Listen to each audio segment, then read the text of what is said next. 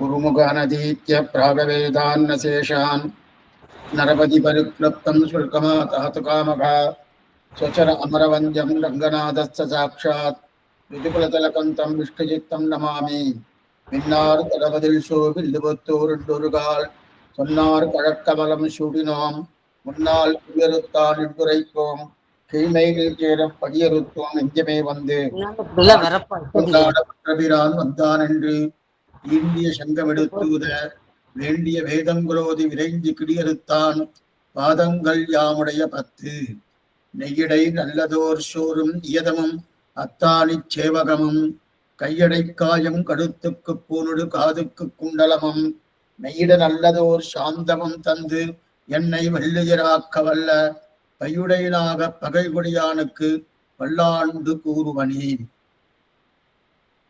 இந்த பாசுரமானது ஐஸ்வர்யார்த்தி பகவல்லாபர்த்தி கோட்டில புகுரக்கூடிய பாசுரம். இது 8வது பாசுரம். நேற்றுக்கே நம்ம ஒரு விஷயத்தை பார்த்தோம். 3ஆம் பாசுரம் தொடங்கி ஒவ்வொரு அதிகாரிகளை கூப்பிடுகிறார் என்று.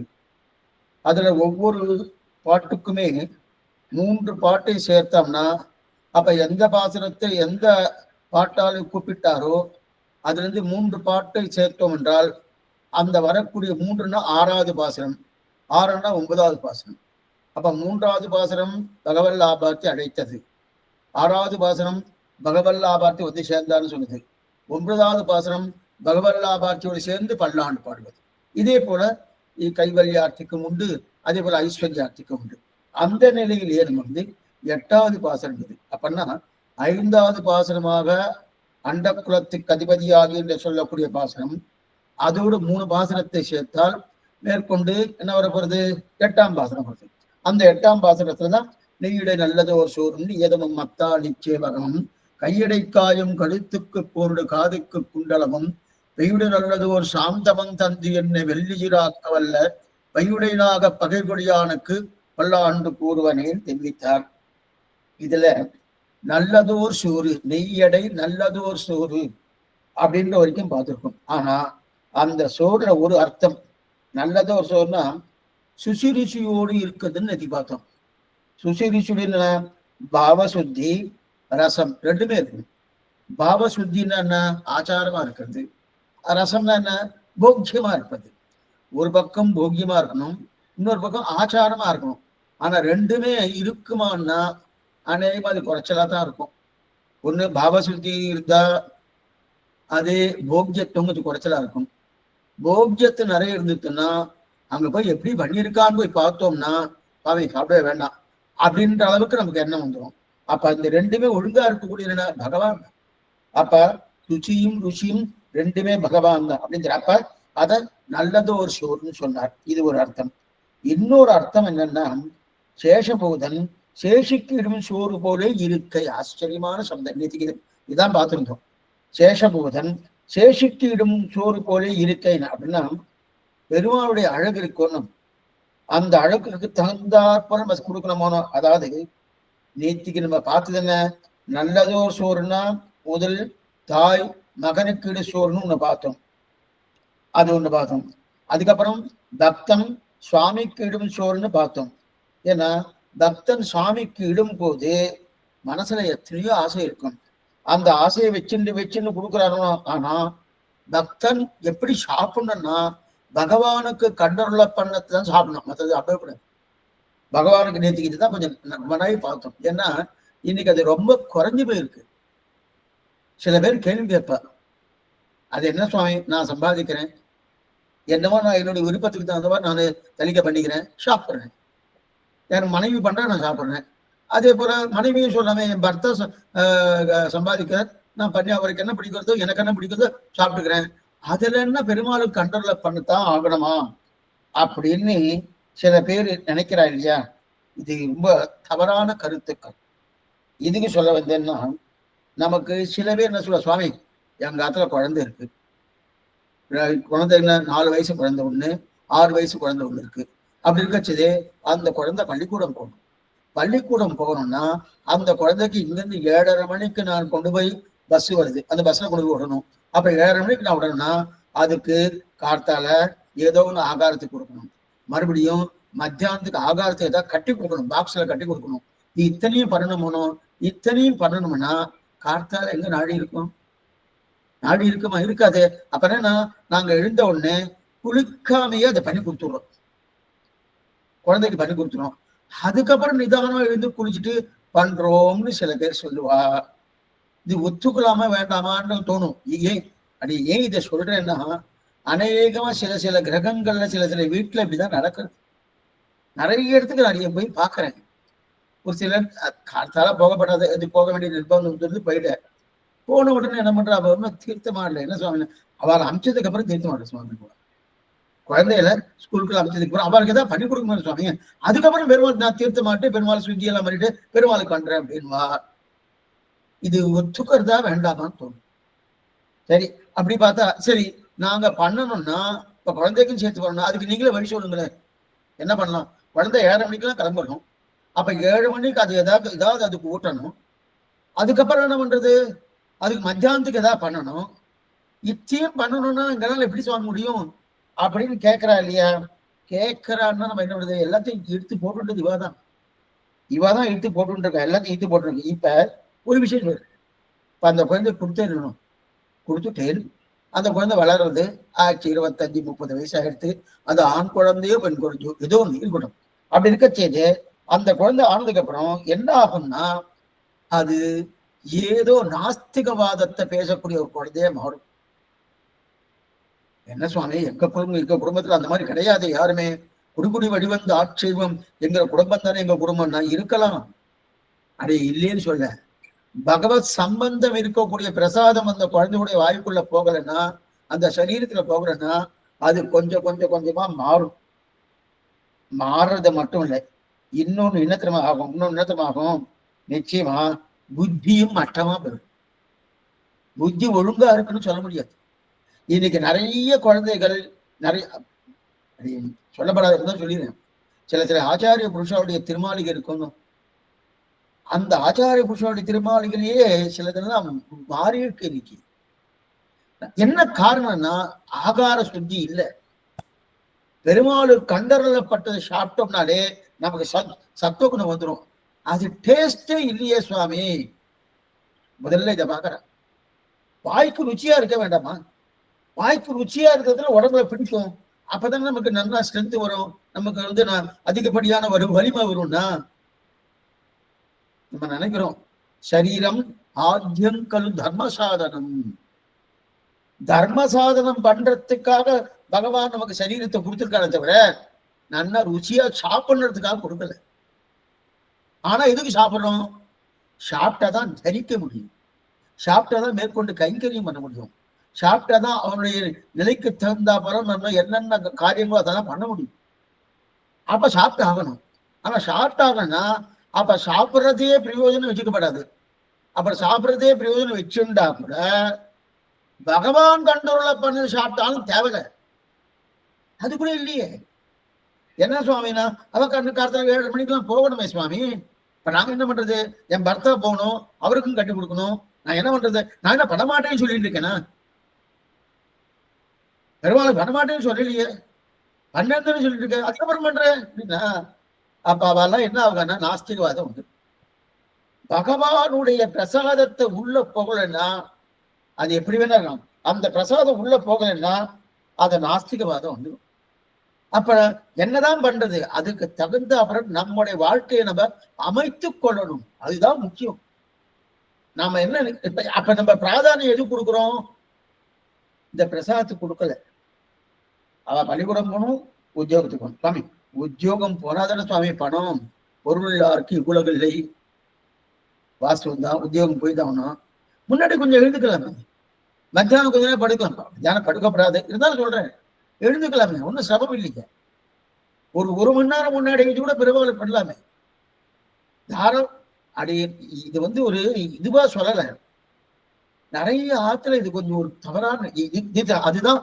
நல்லதோர் சோறு நெய்யிடை, நல்லதோர் சோறு. நல்லதோர் சோறு பெரிய ஆழ்வார் குறிப்பிட்டு சொல்லியிருக்காருன்னா என்ன நல்லதோர் சோறு? பகவானுக்கு கண்டறியப்பட்ட அந்த அன்னத்தை, அந்த பிரசாதத்தை நாம் முட்டோம் என்றால் நல்லதோர் சோறு. இல்லைன்னா இது தீயதோர் சொல்லி பாவத்தையே உண்டான கண்ணன் சொல்லிக்கிறான். எனக்கு கண்டருளா பண்ணாம நீ சாப்பிட்டேன்னா பாவத்தையே உண்டின்னு இருக்கானு. அநேகமா சில இடத்துல பாருங்க நாஸ்திகவாதி குழந்தைகளை பேசுவார், பர்த்தாவே பேசுவார். என்ன காரணம்? இந்த பிரசாதம் உள்ள போயிருந்தேன்னா நாஸ்திக்குமே வராதுங்க, சத்துவகுணம் வந்திருக்கும். ஏன்னா பகவான் பார்த்து அந்த பிரசாதத்தை கொடுக்குறோம். எத்தனை கோயில தீர்த்தத்துக்கு நம்ம எவ்வளவு தூரம் கிடைக்கலையே. அதுவும் எம்பெருமானோடைய இந்த உற்சவம் வந்து வச்சுக்கேன், சித்திர திருவாதிரை சாத்து பண்ணா தீர்த்தத்துக்கு ஒரே கூட்டமா இருக்கும். அது பாவனத்துவம் உண்டு. நமக்கு பூர்ணமான ஒரு நன்மையை கொடுக்கக்கூடிய தீர்த்தம் அது. அந்த பூர்ணமைய நன்மையை கொடுக்கக்கூடிய பிரசாதம் அது. அந்த பிரசாதம் எடுத்துக்கணும். அதை விட்டு சுவாமி என் குழந்தை இன்னும் நாஸ்திகன் சின்ன வயசுல நன்னா தான் சுவாமி இருந்தான், இப்பதான் சுவாமி நாஸ்திகன் ஆயிட்டான். அவனுடைய ஃப்ரெண்ட்ஸோட எல்லாம் சேர்ந்து நண்பர்களோட சேர்ந்து அதெல்லாம் அதோட என்னதுமா முக்கியம்? பகவானுடைய பிரசாதம் அவனுடைய வயிற்றுக்குள்ள போகல. போயிருந்தேன்னா இந்த எண்ணமே வராது. அது நம்ம என்ன நினைக்கிறோம்? அவனை ஒழுங்காதான் வளர்த்தோம், அவன் மாறிட்டானா? எங்க ஒழுங்க வளர்த்தோம்? வளர்க்கலையே. பெருமாளுக்கு கண்டருள பண்ணது கொடுத்தோமா? இல்லையே. அதுதான் ரொம்ப முக்கியம். இன்னைக்கு நம்ம நிறைய விட்டு கொடுத்துடுறோம், எல்லாத்தையும் விட்டு கொடுத்துருவோம். ஒண்ணுமே இல்லை. அதே குழந்தையே பள்ளிக்கூடம் போக மாட்டேன் பிடிவாதம் பிடிச்சின்னு வச்சுக்கோம். உடனே என்ன பண்றோம்? 2 தடவை சொல்லி பாருங்க, 3வது முதுகுல 2 கொடுத்து போயிட்டு வா அப்படின்னு பண்றோமோனோ அப்படின்னு நான் பிடிவாதம் பிடிச்ச கூட, அப்ப அது பெண்ணா இருந்தா பிள்ளையா இருந்தாலும் நம்ம அதெல்லாம் பண்ணிட்டு இருக்கோமோ, விட்டு கொடுக்கறது கிடையாது இல்லையா? ஆனா பள்ளிக்கூடம் போறச்ச மட்டும் நல்லா முதுகலை கொடுத்து பண்ணிடுறோம். அதை போல இதையும் பண்ணலாமே. இது நம்ம பண்றதே கிடையாது. ஏன்னா மயிலே இறங்க போடாது, நடக்காது. இன்னைக்கு நாம் நிறைய விட்டு கொடுத்துட்டோம். விட்டு கொடுத்தபடியாதான் பிள்ளை எதிர்ப்பதற்கு காரணமே பிள்ளை. இதுக்குதான் காரணம். பகவத் பிரசாதம் இருந்ததுன்னா அது மட்டும் இல்ல, அது முதல்ல இருந்து சின்ன வயசுல இருந்தே வரலைன்னா 30 வயசுக்கு அப்புறம் அந்த குழந்தைய கஷ்டப்படும். அது ஆணாகட்டும் பெண்ணாகட்டும் சிரமப்படும். அப்ப நாம இருந்தோம் வச்சுக்கேன், ஓ என் பிள்ளை இப்படி கஷ்டப்பட்டு இருக்காளே, என் பொண்ணு இப்படி கஷ்டப்பட்டு இருக்காளே. என்ன காரணம்? அதே ஒரு திருப்பாவை சொல்லி, திருப்பல்லாண்டு சொல்லி, திருப்பள்ளி சொல்லி அந்த பிரசாதத்தை கொடுத்து அந்த பொண்ணை நம்ம பொண்ணையோ பிள்ளைய வளர்த்திருந்தோம்னா இந்த சிரமங்களே வந்திருக்காரு. அப்ப இனிமே அந்த மாதிரி இருக்குவாளுங்க யாரும் சிரமமே கிடையாதுன்னு சொல்றேன் அப்படின்னா அப்படி அடிக்க சொல்லல. அவரவர்களுடைய கர்மாவுக்கு தகுந்தாலும் அது வரத்தான் போகிறது. ஆனா நாம புதுசா அதை சேர்த்துக்க வேண்டாமே. பகவானுடைய பிரசாதம் இருக்க செய்தே அதை எடுத்துக்கலாமே. சுவாமி எனக்கு திருவாராதனை பண்ண தெரியாது சுவாமி, தனியில பண்ணுவேன், அது எப்படி கண்ட்ரோல்ல பண்ணுறது தெரியாது. ஒண்ணும் வேண்டாம், கொண்டு போய் அவர் அது விக்கிரகமோ படமோ என்ன இருக்கோ அதை அவர் முன்னாடி கொண்டு போய் வச்சுட்டு சுவாமி பண்ணியிருக்கேன். நீங்க பாசுரம் கூட அடைய சொல்லணும் அடைய சொல்ல வேண்டாம் சொல்லணும். தெரியாது என்ன பண்ணும்? உண்மையா சுவாமி கொண்டு வந்து வச்சிருக்கேன், எனக்கு என்ன பண்றதுன்னு தெரியல, தேவரீரா பார்த்து இதை எடுத்துக்கணும் அப்படின்னு பிரார்த்தித்தாலே போடும், அது பிரசாதம் ஆயிடும். ஆனா அந்த பிரார்த்தனை உண்மையா இருக்கணும். ஏன்னா அதனாலதான் பின்னாடி குழந்தைகள் 30 வயசு ஆனதுக்கு இவெல்லாம் ஒரு மனசு மாறி வேற விதமா போறதும் நிறைய குழந்தைகள் நம்ம அந்த பாக்குறோம். வெளிதேசத்து குழந்தைகள்லாம் அவளுக்கு இந்த அனுபவமே இல்லை. அடிய சொல்றதுன்னா ஸ்ரீ வைஷ்ணவ குடும்பத்துலதான் சொல்லிட்டு இருக்கேன். இப்ப வெளிதேசத்து குழந்தைன்னா அதை பத்தி பேச்சே கிடையாது. ஏன் மாறுறது? திருப்பல்லாடு சொல்லி பகவான கண்டல பட்டிருந்தா அந்த பொருளுக்கு நல்லது இருந்தா ஒரு நல்லா இருந்தா இருப்பதை விட சத்துவகுணம் தான் கூட்ட மாதிரி எதுவுமே இருந்திருக்காது. அந்த பழக்க வழக்கு நம்ம பண்ணி கொடுக்க மாட்டோம். அப்ப அந்த மாதிரி பழக்கம் வந்து எத்தனை நன்மை தெரியுமா? குழந்தை சாத்விக ஸ்ரத்தையோடு இருக்கும். அந்த குழந்தைக்கு நல்லா படிப்பு வரும். ஆகாரத்திரை பண்ண அந்த நல்லா படிப்பு வரும். படிப்பு வர்றது மாத்திரம் இல்ல, மேற்கொண்டு அந்த குழந்தைக்கு அந்த படிப்போட நமக்கு என்ன பண்ணணும்? திருப்பல்லாண்டு திருப்பள்ளி நிச்சயமே அதை சொல்ல வைக்கணும். ஒரு 10 நிமிஷம் ஆகும், ஒன்றும் சிரமமே கிடையாது. குழந்தைக்கு ஒரு ஷெடியூல் போட்டு இப்ப முதல்ல நாம ஒரு பெட்டிக்கு முன்னாடி உட்காந்துருக்கோம், 1/2 மணி நேரத்துக்கு ஒரு தடவை ஏதோ ஒன்று துண்டுட்டே இருக்கணும், அதை பார்த்துட்டு இருக்கணும், உட்காந்துட்டு இருக்கணும். என்னமா அது வரும்? பிரயோஜனமே இல்லையா? அப்ப அதை சொல்லி கொடுக்கணும். சில இடத்துல சகஸ்ரநாமம் பாராயணம் பண்ற வழக்கம் வச்சுட்டு இருக்காங்க, அண்ணா பண்ணலாம், எந்த தவறும் கிடையாது. குழந்தைக்கு சொல்லி கொடுத்துருந்தா தாராளமா பாராயணம் பண்ணலாம். இல்ல நித்தியமா எழுந்தவொடனே குளிச்ச உடனே ஒண்ணுமே இல்லை, நீங்க அப்படின்னு போயிட்டு உங்க நித்திய வேலையை பண்ணிண்டே திருப்பாவை சொல்லலாம். தலிகை பண்ணும் போதே திருப்பாவை சொல்லலாம், திருப்பல்லாண்டு சொல்லலாம், திருப்பள்ளி எழுச்சி சொல்லலாம், தாராளமா சொல்லிக்கலாம். எந்த தமிழ் அந்த மாதிரி தலியை பண்ணி பாருங்க, அந்த தலி என்னமா இருக்கும் பாருங்க. அந்த அந்த குடும்பமே பல்கலைக்கழகம். ஆனா அந்த மனப்பான்மை வரணும் போனோம். அந்த மனப்பான்மை நம்ம இன்னைக்கு விட்டுட்டோம். அன்னைக்கு நம்ம விட்டுட்டோம். என்ன சுவாமி நீங்களும் சகஸ்ரநாமம் பாராயணம் பண்ணா ஏதோ கிடைக்கும்னு சொல்லிட்டு இருக்கேன், திருப்பா சொன்னா ஏதோ சொல்லிட்டு இருக்கிறேன். என்ன சுவாமி என்னமோ சொல்லணும் 20 நிமிஷம் ஆகுறது சுவாமி, எங்களுக்கு நேரமே இல்லைன்னா ஏதோ சொல்லிட்டே இரு. சொல்லணும்னா சுவாமி அந்த ஸ்ரத்தையோட சொல்லணும். அதை விட்டுட்டு நான் எங்கேயோ ஞாபகம் வச்சுட்டு அங்க உத்தியோகம் ஞாபகம் இருக்கு, குழந்தை இருக்குன்னா ஞாபகம் இருக்கு, இங்க இது வாங்கணுமே அப்படின்னு அதை ஞாபகம் வச்சு நான் சொன்னேன்னா அப்ப அது பலிக்குமான்னா, நீ சகஸ்ரநாமத்தை சொன்னையா இல்லையா, எப்படி சொன்னேன்னு அது பார்க்காது. எப்படி சொன்னேன்னு அது பார்க்கவே பார்க்காது. சொன்னையான்னு மட்டும்தான் பார்க்கும். சொன்னா அதுக்கு உண்டான நன்மை கொடுத்தே தீரும். இப்ப நெருப்பு இருக்கு, விளக்கு எரிஞ்சுட்டே இருக்கு, எனக்கு விளக்கு அங்க இருக்கு எனக்கு தெரியல, அப்படி பின்னாடி போய் என்ன பண்ண நான் கையை தொட்டுட்டேன், அது சுடுமா சுடாதா? சுட்டு உடனே அந்த நெருப்பை பார்த்து கேட்டேன், விளக்க பார்த்து கேட்டேன், என்ன எனக்கு தெரியலையே, தெரியாதனமா சொன்ன இனிமா சுட்டேன்னு கேட்க முடியும், அதோட சுபாவம். அதே போல திருப்பாவாகட்டும், திருப்பல்லாண்டாகட்டும், திருப்பள்ளி எழுச்சி ஆகட்டும், சகஸ்ரநாம பாராயணமாகட்டும், நம்ம பண்ணிட்டே இருந்தோம்னா அது விருப்பத்தோடு பண்றோமா விருப்பம் இல்லாம பண்றோம் அது வேற விஷயம். ஆனா அதோடைய பலத்தை அது கொடுத்துட்டு மாத்திரை இருக்கணும்.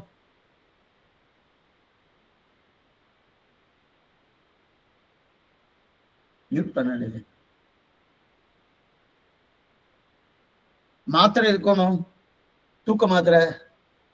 அதை தூக்க மாத்திரை வரப்படாதுன்னு நினைச்சுன்னு நான் போட்டேன், வராம இருக்குமா? அது தன் காரியத்தை பண்ணதானே செய்யும். அதே போல இதெல்லாம் அதனால பெருமாளை கண்ட்ரோல பண்ணிட்டு சாப்பிடணும்.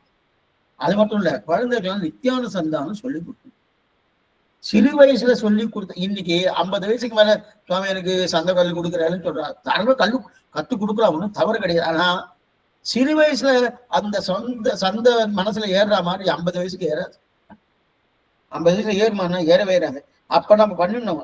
ஏன்னா சரி சுவாமி சிறு வயசுல அது மேல பண்ண முடியும், நாம சரியா இல்லையே, நாம ஒழுங்கா இருந்ததுன்னா குழந்தை நல்லா இருக்கும். அப்படி நம்ம மேல குறை சொல்றதுக்காகல, இதெல்லாம் ஒழுங்கா பண்ண யோசிச்சு பாக்குறோமோ. அதே போலதான் அப்ப இதுக்கு சொல்றதுன்னா, என் பிள்ளை பாடணும் இருக்கணும்னா இன்னைக்கு நல்லது இதா பண்ணணும்னால பகவத் பிரசாதம் இருக்கணும். ஆக பெருமாள் கண்ட்ரோல பண்ணப்பட்டு அதன் நிச்சத்தை உண்கிறான். கண்ட்ரோல பண்ணுவதற்கு முதல்ல சமர்ப்பிக்கணுமோனோ. அப்ப அதுதான் தெரிகிறார். பக்தன் சேஷபூதன் சேஷிக்கு சமர்ப்பிப்பதை சொல்கிறார். சேஷபூதன் இவன் சேஷிக்கு சமர்ப்பிப்பதை சொல்கிறார். மேலும் அகங்காரம் துளி கூட கலக்காமல், அதாவது இந்த இடத்துல பாருங்க, நெய்யடை நல்லதோர் சோறும் நியதமும் அத்தானிச்சேவகமும் கையடை காயும் மேல பாட்டு வருத்தணும். நெய்யடை நல்லதோர் சோறு இருக்கு இல்லையா, இந்த இடத்துல இந்த நெய் இருக்கு இல்லையா, அந்த நெய் தான் பக்தின்னு வச்சுக்கணும். நெய் தான் பக்தின்னு வச்சுக்கணும். அதுல இருக்கக்கூடிய சோறு நல்லதோர் சோறு, அந்த சோறு தான் அன்புன்னு வச்சுக்கணும். அதாவது நெய்யையும் சோறையும் கலக்கணுமோ. அப்ப நெய் தான் பக்தி, அந்த சோறு தான் அன்பு, அன்பையும் பக்தியும் கலக்கிறேன். அப்ப நெய்யையும் சோறையும் கலக்கிறேன். நெய்யானது பக்தி, சோறானது அன்பு. அப்ப அன்பையும் பக்தியும் கலந்து இப்ப பண்ணினா என்ன அர்த்தமே, ஆச்சரியமான சக்கர பொங்கல் கிடைக்கிறது. அந்த சக்கர பொங்கல் என்ன, ஆனா அந்த சக்கர பொங்கல் எப்படி இருக்கணும், துளி கூட அகங்காரம் இல்லாத சக்கர பொங்கலா இருக்கணும். அப்ப அகங்காரம் இல்லாத சக்கர பொங்கல்னா அது தெரியுமா சுவாமினா, நம்ம பண்ணிட்டு இருக்கும் போது என்னமா நான் செலவழிச்சேன், எத்தனை முந்திரி பருப்பு போட்டேன், எத்தனை வைத்த பருப்பு போட்டிருக்கேன், எத்தனை நெய் விட்டுருக்கேன், நானாச்சும் பண்ணிட்டு இருக்கேன், அவெல்லாம் ஒண்ணுமே பண்ணல. இந்த எண்ணம் இருந்தா அந்த அகங்காரமா கர்ப்பமா இருக்கக்கூடிய சக்கர பொங்கல். அகங்காரம் இருக்கமா சக்கர பொங்கல். ஏன்னா நாம பண்ணக்கூடிய பிரசாதம் ஏதாவது உண்டான ஒண்ணுமே கிடையாது. கண்ணனுக்கு கொடுக்குறோமோனோ, கோகுலத்தில் பெண்கள் கண்ணனுக்கு கொடுத்தால வெண்ணெய் என்ன, பால் என்ன, என்ன அக்கார வடிசல் என்ன, அதெல்லாம் கொடுத்தாலும் அவ சமர்ப்பிப்பதை போல நம்ம சமர்ப்பிக்கிறோமா? அவ சமர்ப்பிப்பதை பார்த்தா நாம துச்சத்திலும் துச்சம், ஒண்ணுமே கிடையாது, ஒண்ணுமே கிடையாது. அப்படி இருக்க செய்து அவ ரொம்ப பக்தியோடு கொடுக்குறா, ஆனந்தமா கொடுக்குறா. கண்ணனுக்காக நாங்க இருக்கோன்ற எங்க எண்ணத்தோடு கொடுக்குற, நீ எப்படி கொடுத்தாலும் வாங்கிக்கிறேன் கண்ணன் வேற தெரிவிக்கிறான். பத்திரம் புஷ்பம் பலந்தோஜம் யோமு பக்தியா பிரயச்சதி, யோமுக பக்தியா பிரயச்சதி அப்படின்னு தெரிவிக்கிறாரையா. பத்திரம் புஷ்பம் பலம் பத்திரமோ புஷ்பமோ பழமோ தோயமோ இலையோ புஷ்பமோ அதே ஒரு பழங்களோ அல்லது தீர்த்தமோ நீ எது வேணா கொடு அர்ஜுனா, பக்தியோடு கொடு. எதை கொடுத்தாலும் பக்தியோடு கொடு. பக்தியோடு கொடுத்த ஆனா அதை பக்தியோடு கொடுக்காம நான் பணம் போட்டு வாங்கினேன், இத்தனை காசு கொடுத்து வாங்கினேன் என்கிற எண்ணத்தோடு கொடுக்காதன்னு. ஆனா நான் என்ன நினைக்கிறேன்னா, நீ பக்தியோடு கொடுத்தேன்னா எத்தனை பணம் போட்டுக்கா அப்படின்னு நான் பார்க்கவே மாட்டேன், உன் பக்தியை தான் பார்க்கிறேன் அப்படின்னு தெரியுங்களா. அப்ப பக்தன் சுவாமி கிடக்கூடிய உணவு, பக்தன் சுவாமி கிடக்கூடிய கண்ணனு கிடக்கூடிய உணவு எப்படி இருக்கும்? அகங்கார இல்லாத இருக்கும். அதுதான் நல்லதோர் சூர்ணர் நெய்யடை நல்லதோர் சூர்ணர். இதுல மகாபாரதத்துல ஒரு ஸ்லோகம், கண்ணன் தூதுக்கு வந்தான். தூது வந்த உடனே அதுக்கப்புறம் தூது முடிஞ்சுடுத்து என்னென்ன பண்ணுவோம், பண்ணியாச்சு. பண்ணி முடிச்ச உடனே சாப்பிட போனோம். உடனே பீஷ்மாச்சார் கூப்பிடுறார், துரோணாச்சார் கூப்பிடுறார், துரியோதனன் கூப்பிடுறான். என்னுடைய அரண்மனைக்கு வந்து சாப்பிட்டுட்டு போ கண்ணா துரியோதனன். பீஷ்மர் கூப்பிடுறார், நான் என்னுடைய அரண்மனைக்கு வந்து சாப்பிட்டு போ. துரோணாச்சாரியர் கூப்பிடுறார், என்னுடைய அரண்மனைக்கு வந்து சாப்பிட்டு போனோம். பீஷ்ம துரோண அதிக்கிரமஞ்ச மாச்சைவ மதுசூதனகா கிமர்த்தம் புண்டரீகாட்ச புக்தம் விஷல போஜனன்னு ஆச்சரியமான ஸ்லோகம்.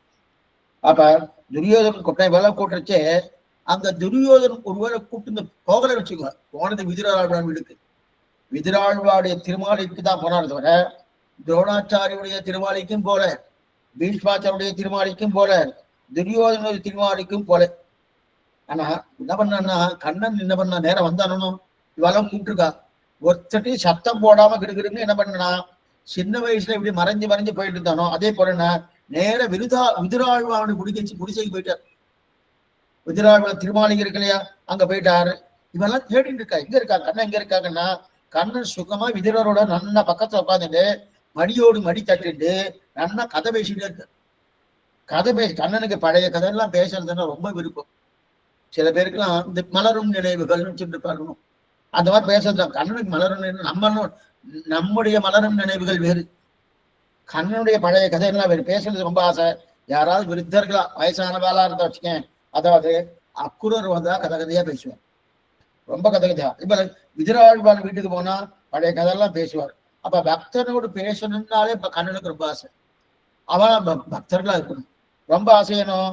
இப்ப துரியோதனன் என்ன, பீஷ்மர் என்ன, துரோணன் என்ன, இந்த 3 பேரும் கண்ணன் வருவாரான்னு காத்துட்டு இருக்கா. ஏன் போகல சாமி, அவ இடக்கூடிய அன்னம் அகங்கார அன்னம். விதுராழ்வாருடைய அன்னம் அகங்காரம் ஒரு துளியும் கிடையாது. மேல சொல்ல போறேன், ஒரு துளியும் கிடையாது. ஏன்னா அவ அவட்டுக்கு போக வேண்டாம் நிறுத்திட்டாளியா, அதனால வேண்டான்னுச்சான். அப்ப விதிராழ்வான் குடிசைக்கு போனாரணும். விதிராழ்வான் சரித்திரம் இருக்கட்டும், இது கண்ணன்.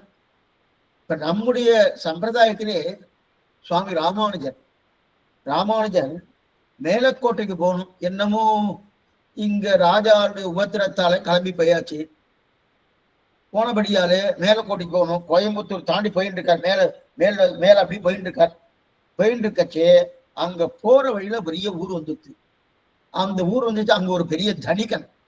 அந்த தனிகன் என்ன பண்ணா, ராமானுஜர் வந்துட்டு இருக்கார், அவருக்கு நான் பிரசாதம்லாம் தஜாராதெல்லாம் பண்ணணும் அப்படின்னு பெரிய தடபடலா எல்லாருக்கும் என்னென்ன செய்தி சொல்லணுமோ எல்லா செய்தியும் சொல்லிட்டு எங்க ஊருக்கு, எங்களுடைய குடிசைக்கு, எங்களுடைய திருமாளிகைக்கு ராமானுஜர் வரப்போறானே பெரிய போஸ்டர்னா அந்த காலத்துல அந்த மாதிரி விளம்பரம் பண்ணிட்டு ஊரெல்லாம் வாழை மரம் என்ன, தோரணம் என்ன, என்னன்னோ ஏதோ பண்ணிட்டு இருக்கார். இது ஒரு பக்கம். இன்னொரு பக்கம், அதுக்கு இந்த பக்கம் ஒரு ஊர்ல ஒரு சின்ன ஏழை குடிசை. அந்த குடிசையில ஒருத்தர் 2 பேர் இருக்கா, தம்பதிகள் 2 பேர் இருக்கா. அவளுக்கும் ராமானுஜர் வரணும், நம்ம மாத்துக்கு வருவாரா, நம்ம குடிசைக்கு வருவாரா, நம்மகிட்ட ஒண்ணுமே, அவள்கிட்ட இன்னைக்கே ஒண்ணும் கிடையாது, நாளைக்கு சாப்பிடணும் ஒண்ணும் கிடையாது, அந்த நிலை இருக்கு. ஆனா வந்தவாள் அத்தனை பேருக்கும் தரியாராதனை பண்ணணுங்கிற ஆர்த்தி மட்டும் அவங்க பூர்த்தியா இருக்கு. இவ 2 பேர் இருந்துட்டு இருக்கச்சே. ஆனா அங்க ராமானுஜர் பார்த்து யாராத்துக்கு போலாம்? ஒரு பக்கமும் இவர்கிட்ட பணங்காசு எதுவுமே கிடையாது, வந்தா பண்ணி போடுறதுக்குண்டான வசதியும் இருக்கிறான்னு சரியா தெரியல. இன்னொருத்தரோ தனிகனா இருக்கான், நிறைய பணம் காசு இருக்கு, படாடோபன் நிறைய இருக்கு. அவன் என்ன பண்ணாரா ராமானுஜர் அந்த ஊருக்கு போல, அதுக்கு முந்தின ஊர்லயே இருந்துட்டு இருக்கார், அந்த ஊருக்கு ஒன்றும் போகவே இல்லை. இந்த 2 ஊருக்கும் போகல. அதுக்கு முன்னாடி இருக்கக்கூடிய ஊர்ல இருந்துட்டு அந்த கிராமத்துல இருக்கா 4 சுவாமிகள் அனுப்பிச்சார். நீ முதல்ல இந்த தனிகனுடைய ஊருக்கு போய் அங்க என்ன நடந்துருக்கு ஏது என்ன சமாச்சாரம் பார்த்துட்டு வா.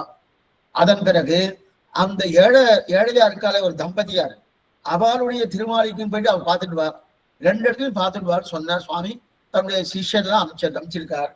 நேரா போயிருக்கா. நேரா போனோடனே அந்த ஊர்ல முதல்ல தனிகனுடைய ஊருக்கு போயிருக்கா. அந்த தனிகனுடைய ஊருக்கு போனோடனே அங்க படாடோகம் கோலாகலம் வாழமர தோரணம் என்ன, அதே போல இருக்கக்கூடிய எங்க பார்த்தாலும் ராமானுஜர் வரா இப்படின்னு ஒருத்தரும் அல்லோலப்பட்டு இங்கிருந்து அங்கிருந்து அவ போயிட்டு இருக்கா. அங்க இருக்கவாள கேட்டா யாரும் சமாதானம் சரியா சொல்லனா எங்களுக்கு நேரம் இல்லை, எங்களுக்கு நிறைய காரியம் இருக்கு, சுவாமி ராமானுஜர் வரான்னு அவளை வந்தவாளை சரியா கவனிக்காம அவ இந்த படாடோபத்துல இருந்துட்டு இருக்கா. இவ அதை தெரிஞ்சுட்டு நேரம் அடுத்து ஒரு ஏழை அந்த தம்பதிகள் இருக்கு இல்லையா அந்த இடத்துக்கு போனோம், அந்த கிராமத்துக்கு போனோம். அந்த கிராமத்துக்கு போய் அங்க போனோம்னா அந்த அம்மா உள்ளுக்குள்ள இருக்கா. உள்ளுக்குள்ள வந்து இவ கூப்பிட்டு கையை தட்டி கூப்பிட்டோன்னு உள்ள வாங்கன்னு ரொம்ப எப்படி வரவேற்கிறோமோ ஒரு சிறுவைற்ற லட்சத்தின்படி நல்லா வரவேற்றா உள்ள வச்சு கூப்பிட்டுருக்கா. என்னுடைய பர்த்தா பிக்ஷை எடுக்க போயிருக்கார், சுவாமி வருவார், அவருக்கு தஜாராதனை பண்றதுக்காக பிக்ஷை எடுக்க போயிருக்கார். வந்த உடனே நீங்க எல்லாம் வந்துருங்கன்னு நல்ல உபச்சாரம் பண்ணிருக்கா அந்த அம்மா. இதெல்லாம் எடுத்துட்டு நேர சுவாமி ராமானுஜர் போய் சொன்னார். இந்த மாதிரி இந்த ஊருக்கு போனச்சு தனிகளுடைய ஊருக்கு போறச்சு அங்க இவெல்லாம் படோடோபமா நீங்க வரையல்னு ரொம்ப ஆனந்தமா எல்லாரும் இருக்கா. அது அடுத்த ஊருக்கு போனோன்னே அவள்கிட்ட ஒண்ணுமே இல்லை, அவளை பணம் காசு ஒண்ணுமே கிடையாது, எப்படி தஜாராதனை பண்ண போறான்னு தெரியல அப்படின்னு சொல்லி இந்த 2ஐயும் சொன்னார். சரி 2 இடத்துக்கு நீங்க போயிட்டு வந்திருக்க வாஸ்தவம் தான், எந்த இடத்துல உனக்கு என்னென்ன பண்ணா ஏது பண்ணா அவ கூப்பிட்டாளா உன்னை உட்கார வச்சாலா ஏதாவது பேசினாலா அதை சொல்லவே இல்லையா? இல்ல அந்த தனிகனுடைய கிராமத்துக்கு வரச்சே அங்க யாருமே எங்களை கண்டுகொள்ளவே இல்லை, ஒருத்தர் எங்களை என்னன்னு கேட்கவே இல்லை. அவ ஓடிட்டு இருக்கா, அப்படி வந்துட்டு இருக்கா, ராமானுஜர் வரார் இந்த படாடோபத்துதான் இருந்துட்டு இருக்காது, எங்களை ஒன்றும் கண்டுக்கவே இல்லை. அதே அந்த ஏழையுடைய தம்பதி வீட்டுக்கு போனோடனே அந்த அம்மா கூப்பிட்டு எங்களை என்னென்ன சத்காரியம் பண்ண என்னென்ன உபச்சாரம் பண்ணமோ அந்த உபச்சாரம் பண்ணி நீங்க இங்க வந்துருவோம் அப்படின்னா ராமானுஜர் இங்க வருவார்னு எதிர்பார்த்துட்டு இருக்கேங்கிற நினைவோடு அவ எங்களுக்கு நல்ல சத்காரியம் பண்ணா அப்படின்னு. ஆனா அந்த இடத்துக்கு போயாச்சுன்னா நமக்கு பிரசாதம் கிடைக்கும் சுவாமி, சந்தேகம் சுவாமி. அதனால தனிகனுடைய இடத்துக்கு தான் போனாதான் நமக்கு பிரசாதம், நமக்கு எல்லா கோஷ்டியும் கிடைக்கும் அப்படின்னு இந்த வார்த்தையை சுவாமி ராமானுஜர்கிட்ட அந்த 4 பேர் சிஷ்யால் சொல்லிட்டா. சொல்லி முடிச்ச உடனே இப்ப ராமானுஜருக்கு முடிவு எடுக்கணும். நேரா கூட்டு ரோடுக்கு வந்துட்டார். கூட்டு ரோடுன்னா என்ன தெரியுமா, 4 ரோடுகள்லாம் ஒன்னா சேர்றதுன்னா கூட்டு ரோடுன்னு பேர். வந்துட்டார். இந்த பாதையில போனா தனிகனுடைய கிராமம், இந்த பாதையில போனா அந்த தம்பதியார் ஏழை தம்பதியார் அவருடைய கிராமம் வரப்படுது அப்படின்னு நின்றுட்டு ஒரு நிமிஷம் யோசனை பண்ணார் எங்க போறேன்னு. நேரா இந்த தம்பதியார் காலியா ஏழை தம்பதியார் அந்த இடத்துக்கு போயிட்டார். சிஷ்யாலாம் பாக்குறா, என்ன அங்க ஒண்ணுமே இல்லையே, எதுவுமே இல்லை, என்ன ஆச்சுன்னு அங்க போயிட்டு அங்க போய் என்னென்ன ஆச்சோ அதான் அந்த தம்பதியாருடைய அந்த பர்த்தா பிக்ஷை எடுக்க போய் மேற்கொண்டு எல்லா பண்ணி தஜாராதெல்லாம் பண்ணி வச்சுட்டார். இவ போய் ஆனந்தமா சாப்பிட்டு என்ன இருக்கோ அதை சாப்பிட்டா. ஆனா இதுக்கு நடுவில் இந்த தனிகன் வரலையேன்னு அவர் எதிர்பார்த்துன்னு இருக்க போகல. ஓ பழைய என்னாச்சுன்னு அப்ப அவர் தெரிஞ்சுட்டார். ஓ அந்த ஏழை தம்பதியாருடைய திருமாளிகைக்கு போயிருக்கா, நாம ஏதோ அபச்சாரப்பட்டிருக்கோம் போட்டிருக்கு. அங்கிருந்து வந்தார். வந்து சுவாமி என்ன வரவே இல்லையே சுவாமி அப்படின்னார். ஒண்ணுமே இல்லை, இவ கூப்பிட்டு அங்கேயே அவர் ஒண்ணுமே சொல்ல, இவ கூப்பிட்டுருக்கா அதனால நான் வந்தேன் அப்படின்னா அவரும் வெளியிலே உட்கார்ந்துட்டு இருக்கார். இப்ப ராமானுஜர் அங்க சாப்பிட்டுட்டு தன்னுடைய பாதுகைய அவ திருமணி மேலே வச்சு அந்த தம்பதியாருக்கு நல்ல ஆசீர்வாதம் பண்ணி அவளை சௌக்கியமா இருக்க சொல்லி அவளுக்கு என்னென்ன உண்டோ என்னென்ன பண்ணமோ அதெல்லாம் பண்ணிட்டார். இப்ப அங்க சாப்பிட்டாரனோ அந்த இது இருக்குன்னா அந்த பிரசாதம் அகங்கார கர்ப்பமாக படைக்கப்பட்ட பார்த்ததுல இல்ல, ஒரு துளி அகங்காரம் கிடையாது. பக்தி பிரகிருதம், பக்தி பூர்ணமா இருக்கக்கூடிய பிரசாதம். அதனாலதான் அங்க போனார். ஏன் இங்க தனிகன் இடத்துக்கு வரலையே சுவாமினா அங்க கொஞ்சம் அகங்காரம் இருக்கு. ராமானுஜர் என்னவா எங்க இடத்துக்கு தான் வரான், எங்க இடத்துக்கு தான் வரேன், நாங்க தான் உயர்த்தி அங்க நிலையில இருந்ததுனோ அந்த மாதிரி இருந்தபடியால அங்க போகலன்ற. எதுக்கு சொல்ல வந்தேன்னா இப்ப இந்த நிலையில இது அந்த தனிகனுக்கே தெரிஞ்சு போயிடுச்சு. அதுக்கப்புறம் அபச்சாரப்பட்டேன்னு சொல்லி ராமானுஜர் என்ன பண்ணார், சமாபரிகாரம் வாங்கிட்டாருன்னு தெரியாது. இப்ப இதே விஷயம்தான் இங்க என்னன்னா இங்க அங்க ராமானுஜர் பண்ணாரணும், எங்க பண்ணார்? தனிகன் வீட்டுக்கு போகாம அந்த ஏழை தம்பதியார் வீட்டுக்கு போயிருக்காரணும். அங்க ஒரு ராமானுஜன், இங்க ஒரு ராமானுஜன். இங்க ராமானுஜன் யார் சுவாமி? இங்க பலராமானுஜன் பேர். பலராமானுஜன்னா கண்ணன் பேர்.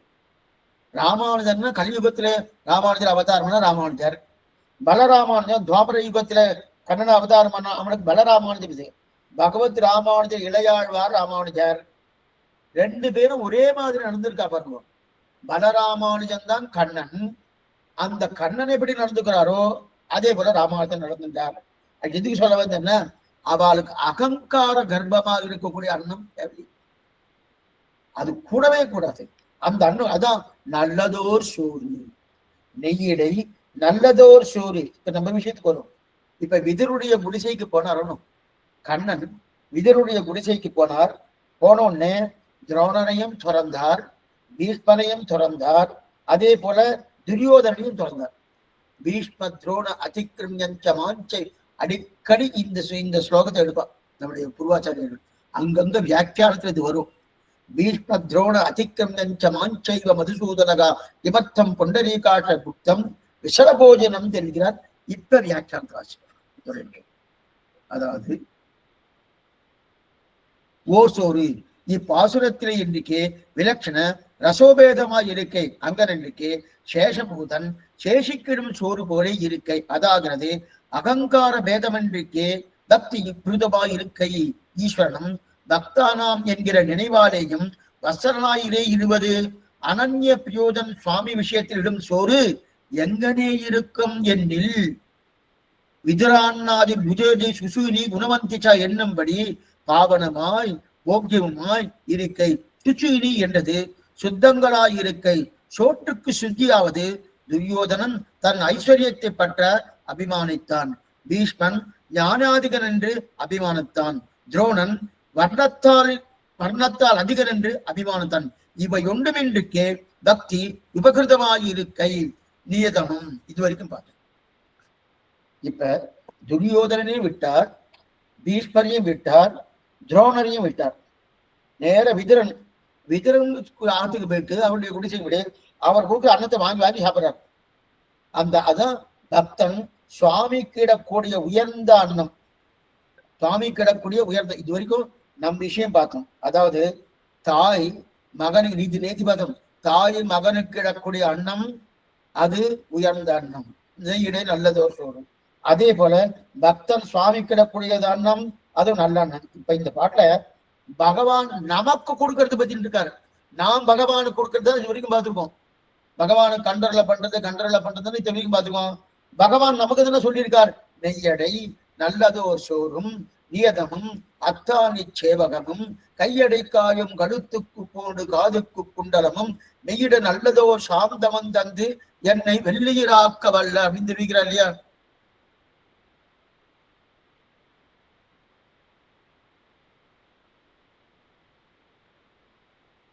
அதுதான் தெரியும். அப்ப நெய்யிடா பெருமாள் தானே இதெல்லாம் ஐஸ்வர்யாட்சி கொடுக்கிறார்.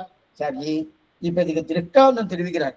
பெருமாள் தன் அடியாறுகளுக்கு கொடுக்கும் போது அவருடைய குற்றம் பார்க்காமல் கொடுக்கிறான். இதுதான் பகவானுக்கு இருக்கக்கூடிய தன்மை. தன் அடியாறுகள் கொடுக்கிறாரு, கொடுக்கறச்சே அவருடைய குற்றத்தை பார்க்காம கொடுக்கிறார். குற்றத்தை பார்க்கறதே கிடையாது.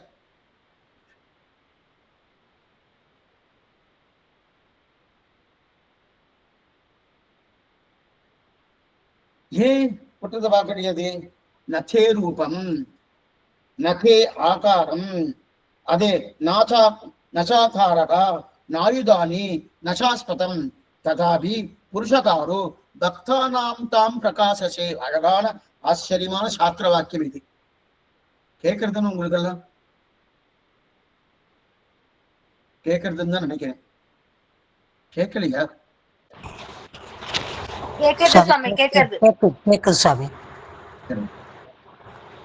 நதே ரூபம் நசாகாரோ நாயுதானே நிசாஸ்பதம் ததாபி புருஷகாரோ பக்தானாம் தாம் பிரகாசசே அப்படின்னு அழகான சாஸ்திர வாக்கியம். ஏன்னா பெருமாளுடைய ரூபமும் ஆயுதமும் கிடையாதுன்னு சொல்றது சாஸ்திரம். அதைத்தாமே அத்வைதி சொன்னார். ரூபம் கிடையாது, ஆயுதம் கிடையாது, இதுவும் கிடையாது. ஏன் கிடையாது, என்னமா கிடையாதுன்னு சொல்ற பாருங்க. பெருமாளுக்கு ரூபமும் ஆயுதமா கிடையாது. ஏன்னா உனக்கு ரூபம் இல்லை பகவானே, உனக்கு ரூபம் இல்லை, உனக்கு ஆயுதம் இல்லை, உனக்கு இருப்பிடம் இல்லை, உனக்கு ஆகாரமே இல்லை, ஒண்ணுமே இல்லைன்னு சொல்லிட்டு. நதே ரூபம் நசாகாரகோ நாயுதானி நசாஸ்பதம் ததாபி புருஷாகாரோ பக்தானாம் தாம் பிரகாசசே. ஒண்ணுமே இல்லை சிறு. ஒண்ணுமே இல்லைன்னா எதுவுமே இல்லைன்னு அர்த்தம் இல்லை. ஒண்ணுமே இல்லை ஒண்ணுமே இல்லைன்னு சொல்லிச்சுன்னா எதுவுமே இல்லைன்னு அர்த்தம் இல்லை. அப்ப என்ன சொன்னீங்க? என்னுடைய உருவம் உனக்காக அல்ல, உன்னுடைய உருவம் உனக்காக அல்ல. நதே ரூபம், தே ரூபம் நதே, இப்படி மாத்திக்கணும். தே ரூபம் நதே அப்படின்னா உன்னுடைய ஆயுதம் உனக்காக அல்ல, உன்னுடைய அழகு உனக்காக அல்ல, உன்னுடைய உருவம் உனக்காக அல்ல, உன்னுடைய குணங்கள் உனக்காக அல்ல. அப்ப யாருக்காக? பக்தானாம் தாம் பிரகாசசே. எல்லாரும் பக்தி. இப்போ உற்சவங்கள்லாம் பண்றமானோம். என்னால் எம்பெருமான் திருநாள் திருவோணம் என்று மேல பாசனம் வரப்படுது. திருவோணம் என்று 7 நாள், 7 நாள் உற்சவங்கள், 30 நாள் உற்சவங்கள். அதே மன்னார்குடி ராஜகோபால் 18 நாள் உற்சவங்கள். இந்த உற்சவங்கள்லாம் அவருக்கு கொண்டாட்டம் வேணும். அந்த கொண்டாட்டம் வேணுன்றதுக்காக அவர் உற்சவம் பண்ணிக்கிறாருன்னா இல்ல, அவருக்காக கிடையாது. அவாப்த சமஸ்த காமன் அகிலேய பிரத்திரிகன் சமஸ்த கல்யாண குணாத்மகன்னு சாஸ்திரம் கோஷிக்கிறது. எல்லா ஆசைகளும் பூர்த்தி அடைஞ்சு அப்பதான் உற்சவத்துக்கு சுவாமி ரோட வாகனம் போறார், சேஷ வாகனம் போறார், அனுமந்த வாகனம் போறார், என்னென்ன வாகனம், உத்தர வாகனம் போறாரு, அத்தனை வாகனங்களை போறாருனோ. அதெல்லாம் நான் அவருக்கு ஆசையை தீர்த்துக்கிறதுக்காக பண்ணணும் இல்ல, பக்தர்களுக்காக. எந்த காரியமா இருந்தாலும் பக்தானாம் தாம் பிரகாசத்தை, இத்தனையும் பக்தர்களாக தாங்கி இருக்கான தவிர ஒண்ணுமில்ல. அவரை திருக்கோலம் சமர்ப்பிச்சுக்கிறானோ. வேணுகோபாலன் திருக்கோலம், அதே எத்தனை ஒரு திருக்கோலம், ஒரு திருக்கோளம். மன்னார்குடி ராஜகோபாலன் திருக்கோலம், திருவேங்கடமணி, அதுவும் அநேகமா இந்த ராப்பத்து பகல் 10 உற்சவம் வந்து வச்சுக்கே நிறைய சன்னதிகளை அங்கெல்லாம் திருக்கோலம் சமர்ப்பிப்பா. ஏன்னா அவ புறப்பாடு, வெளி புறப்பாடு இருக்கும், உள் புறப்பாடு தான் இருக்கும். அது புறப்பாடுன்னா பெரிய, அதுக்கு நிறைய டைம் எடுத்துக்காது. அது உட்கார்ந்து சேவா காலம் தான். ஒண்ணு பகல் 10 உற்சவம் வந்தா 2000 பாசுரங்கள், ராப்பத்து உற்சவம் வந்தா 1000 பாசுரங்கள். அது இது ஒரு 10 நாள், அது ஒரு 10 நாள் அப்படி இருக்க செய்து. அதனால நிறைய என்ன பண்றாரு, திருக்கோலம் சமர்ப்பிக்கிறானோ. அந்த திருக்கோலம் சமர்ப்பிக்கிற அவருக்கு ஆசை. சுவாமி நம்மளே வேஷம் போட்டுக்கிறோம். கண்ணனா இவர் வேஷம் போட்டுக்கிறா, ராமனா வேஷம் போட்டுக்கிறா, வராகனா வேஷம் போட்டுக்கிறானோ. இப்ப நமக்கு அது பிடிக்கிறதுக்கு பகவான் இருக்குன்னா நாம் பார்த்து சேவிக்கணும். நாம வேணுகோபாலனை சேவிச்சிருக்கோமா? இது அர்ச்சனை சேவிக்கணும். அதே காளிங்கநாதனை சேவிச்சிருக்கோமா? அர்ச்சனை சேவிக்கணும். அதே போல மன்னாருடைய ராஜகோபாலனை சேவிக்கிறோமானா அதே திருக்கோலம். திருவேங்கடமணியா சேவிக்கிறோமானா அது திருக்கோலத்துக்கு இல்லையா? அப்ப இத பக்தர்களுக்காக ஒரு குழந்தை கண்ணே தாய் சோரிடுமா போலே, இந்த சுவாமி கண்ணே பக்தன் சோரிடுமா போலே பக்தனுக்கண்ணே சுவாமி இருக்க. ஒரு குழந்தைக்குன்னு ஒரு தாய் எப்படி இருக்கா? குழந்தைக்காக இருக்கா இல்லையா? அந்த சுவாமிக்காக பக்தன் இருக்கா இல்லையா? அந்த பக்தனுக்காக அந்த சுவாமி இருக்கார். அதைத்தான் பக்தானாம் தாம் பிரகாசத்தே அப்படின்னா இவனுடைய குற்றத்தை பார்க்கறதே கிடையாது.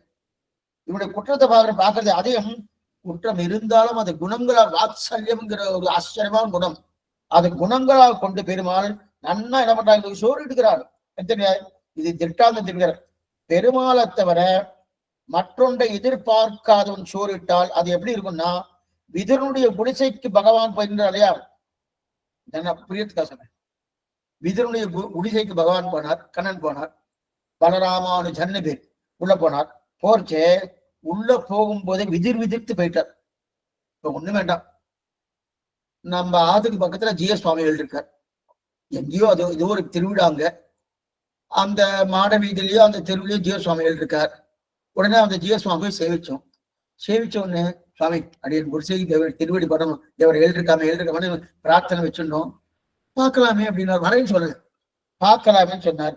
திடீர்னு நம்ம ஆத்துக்கு அவர் வந்துட்டாரு, சொல்லவே இல்லை. நேரா வந்துட்டு என்ன ஆகும், நமக்கு என்ன விதிர்த்து போயிடும், விதிர்த்து போயிடும். பதட்டம், ஒரே சுவாமி வந்துட்டாருன்னு அப்படியே பதட்டப்பட்டு போயிடுவோனோ. அதே போல விதிராழ்வாருடைய குடிசைக்கு கண்ணன் எம்பெருமான் உள்ளுக்குள்ள போனோம்னு நினைக்கவே இல்லை. அவர் நினைச்சே பார்க்கல. கண்ணன் எம்பெருமான் நம்ம அதுக்கு வருவாரா நினைச்சே பார்க்கல. அப்படியே பதட்டப்பட்டு போயிட்டார். ஒரே பதட்டம். அந்த பதட்டப்பட்டு போனபடியா என்ன பண்ணாரு, சரி வந்த உடனே ஏதாவது கொடுக்கணுமோ, சிம்மாசனம் பண்ணணுமோ, அவர் ஆசனத்தை கொடுக்குறார். ஆசனத்தை கொடுக்கறச்சே என்ன ஒரு பெரிய மனைவி போனோம்னோ அந்த ஆசனத்தை நல்லா தடவி பாக்குறார். ஆசனத்தை தடவி பாக்குறார். என்ன தடவுறான்னா, இவன் துரியோதனை எது வச்சிருந்தான் ஆசனத்தை, அதுல ஆசனத்துல போட்டு அதன் மூலமா கண்ணனை சிறைப்பிடிச்சிடலான்ற ஒரு எண்ணத்தோடு இருந்தானோ, அதே போல நான் ஏதாவது ஆசனத்தை அவன் சோறு சாப்பிட்டுட்டேனோ, எத்தையா பண்ணிருப்போன்னு ஒரு சந்தேகத்தோடு பாக்குறார். இந்த விதிரஸ்ய மகாமதிக்குன்னு தெரிகிறார். தான் போட்ட ஆசனத்தையே தான் தடவி பாக்குறாரு.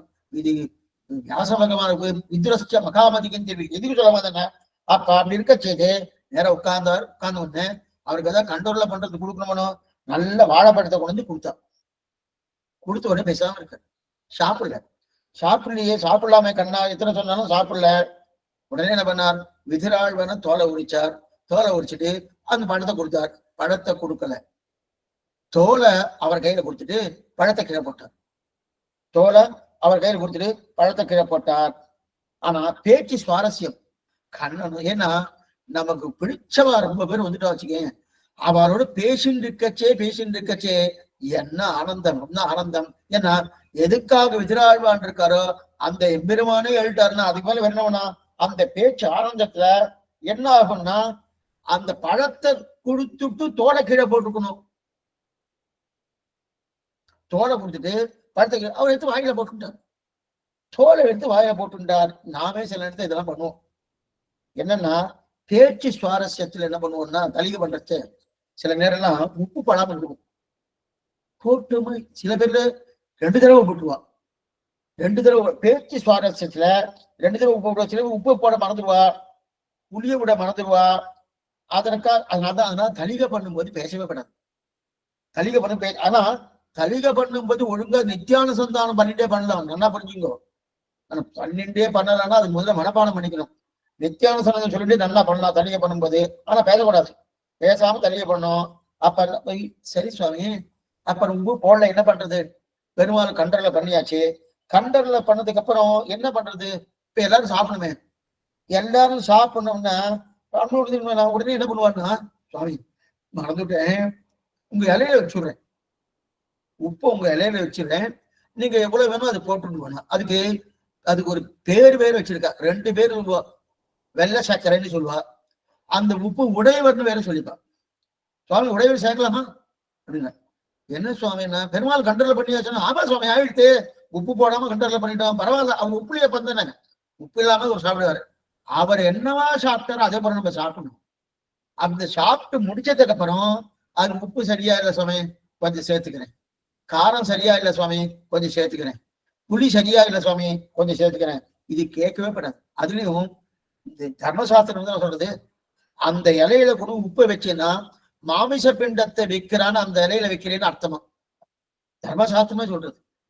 பெருமாள் கண்டர்ல பண்ணதுக்கு அப்புறம் அது எப்படி இருக்கோ அப்படியே சாப்பிடணும், எப்படி இருக்கோ அப்படியே சாப்பிடணும். அதை மேல பார்க்க போறோம். உடுத்து கலைஞனின் பீதகவாடை உடுத்து அந்த பாட்டத்தில் பார்க்க போறோம். இது சொல்ல வந்தேன்னா அந்த மாதிரி சாப்பிடணும். சில பேருக்கு சில வழக்கங்கள்லாம் உண்டு. திருக்கணம் பெருமாள் கண்டர்ல பண்ணிட்டு வச்சுக்கேன், அங்க நெய் இருக்கோ இல்லையோ தெரியாது. மெழுவா முந்திரி பருப்பு திராட்சை எல்லாம் போட்டு நெய் எல்லாம் கூட பண்ணிட்டா. பண்ணி முடிச்ச உடனே இந்த திருக்கண்ணபதி சிவவைஷ்ணவா யாராவது உட்காந்து சாப்பிட்டு வரணும், சுவாமி நெய் விட்டுமா கரண்டில கொடுத்து நெய் விடுவா. கூடவே கூட எப்ப பெருமாள் கண்டனை பண்ணாச்சோ அதுக்கப்புறம் ஏதாவது சேர்க்கலாம்னா ஒண்ணு அன்னசுத்தி வந்து சேர்க்கணும். அன்னசுத்தி எதுக்கு, பிரசாதம் மாத்தினதுக்கு அப்புறம் அன்னசுத்தி சேர்க்கிறவ தவிர வேற எதுக்குமே சேர்க்கப்படாது. எதுக்கு சொல்ல வந்தேன்னா, பகவானுக்காக அந்த நெய் சேர்க்கறது இல்லை. இவாளுக்கு வந்து வந்தவர் நல்லா சாப்பிட்டு தானே சுவாமி ஏதாவது கொடுப்பார். அப்ப என்ன, நல்லது ஒரு சோறு இல்லைன்னு அர்த்தம். அப்ப நல்லது ஒரு சோறு இருந்தா இப்ப இருக்கணும். இப்ப விதுரன் கண்ணன் வந்தான்னு பதட்டப்பட்டார். வாழைப்பழத்தை கீழே போட்டுட்டு தோலை கொடுத்துட்டே கொடுத்துட்டு கண்ணனும் வாங்கி சாப்பிட்டு இருக்கான். கண்ணனும் வாங்கி சாப்பிட கதையா பேசிட்டு இருக்கா. விதிராழ்வான் ஏதோ கதை சொல்றாரு, கண்ணன் ஏதோ கதை சொல்றாரு. 2 பேரும் சாப்பிட்டு இருக்காரு. ஆயிரத்து கிட்டத்தட்ட 6 தோல், 6 பழத்தை உடிச்சாச்சு, 6 பழமும் கீழே போட்டாச்சு, 6 தோலை வாங்கி சாப்பிட்டாச்சு. இப்ப விதிராழ்வானுடைய தர்மபத்தினி பாக்குறா, என்னடா அது 2 பேரும் இப்படி விழுந்துட்டு இருக்கா. இவர் என்னமோ பழத்தை கீழே போட்டு தோலை கொடுத்துட்டே இருக்கார். கண்ணனும் பெருமானுமோ என்ன சொல்லிருக்கணும், விதுரா இல்லை நீ தோலை கொடுத்துட்டு இருக்க, பழத்தில் கொடுக்கணும், தோலை கொடுத்துட்டு இருக்க, சாப்பிட மாட்டேன்னு சொல்லியிருக்கணும். அவரும் வாங்கி வாங்கி சாப்பிட்டு இருக்காரு, இவரும் கொடுத்துட்டு இருக்கா. சரி, ஒரு பழத்தை கொடுத்தா பரவாயில்ல, 6 பழம் ஆயிட்டு என்ன ஆச்சு தெரியலவா, 2 பேருக்கு என்ன ஆச்சுன்னு தெரியலன்னு உடனே நேரா என்ன பண்ணா, தன்னுடைய பர்த்தாட்ட வந்தார். பர்த்தாட்ட வந்து, சுவாமி நீங்க என்ன பண்ணிட்டு இருக்கீங்க? விதுராழ்வாடு தர்மபத்தினி கேட்கிறா, சுவாமி நீங்க என்ன பண்ணிட்டு இருக்கீங்க? பழத்தை கீழே போட்டு தோலை கொடுத்துட்டு இருக்கிறேன் பகவானுக்கு. பழத்தை கீழே போட்டு தோலை கொடுத்துட்டு இருக்கிறேன். இது மாதிரி பண்ணலாமா? இது மாதிரி பண்ணலாமா? இது பண்ண முடியாது அப்படின்னு கேட்கிற. ஆனா இன்னைக்கு நாம இருந்தா என்ன சொல்லுவோம்? ஆமா கொடுத்தேன்டி, என்ன தோல்ல தான் சத்து இருக்கு, அதான் கொடுத்தேன், நம்ம வேணுன்ட்டு இப்படி போனோம். அப்படி சொல்றாரு. அபச்சாரப்பட்டேன், அபச்சாரப்பட்டேன், இப்படிப்பட்ட அபச்சாரப்பட்டனே, அபச்சாரப்பட்டனே. நேர கிடுகுன்னு போனார். தப்பு பண்ணிட்டேன் நேரம் பண்ணா உள்ள போனார். கை காலம்லாம் அலம்பிண்டார். அலம்பிட்டு வந்து புது பழமா எடுத்துட்டு வந்தார். புது பழமா எடுத்துட்டு வந்து நல்லா சுத்தப்படுத்தி நல்லா ஞாபகமா என்ன பண்ணார், தோலை வந்து உரிச்சு அந்த தோலை கீழே போட்டு பழத்தை கண்ணன்ட்ட கொடுத்தார். கண்ணன்ட்ட கொடுத்தோடனே, விதுரா எனக்கு பசி ஆறி போயிடுச்சு, பசி தீர்ந்து போயிட்டு. இத்தனை நாள் பழத்தையே கொடுக்கல, தோலைத்தான் கொடுத்தேன். இப்பதான் உண்மையா பழத்தை கொடுத்துட்டு இருக்கேன். இத்தனை அபச்சாரப்பட்டு இருக்கேன், இப்பதான் உண்மையா கொடுத்துட்டு இருக்கேன். அப்ப கண்ணன் என்ன சொல்றான், இல்ல விதுரா, நீ தோலை கொடுத்தாலும் பழத்தை கொடுத்தாலும் என்னுடைய பசி தீர போறது கிடையாது. நான் உலகம் உண்டா பெருவாயன், என்னுடைய பசி தீருமானா தீர போறது கிடையாது.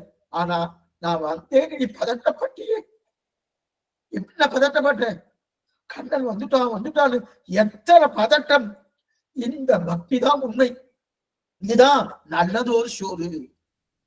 இந்த பக்தி அதான் இததான் காய சுத்தின்னு எடுத்திருக்காரு. மேல வச்ச சொல்றேன், எது சொல்ல வந்தேன்னா, இந்த சோறு நல்லதோ சோறு.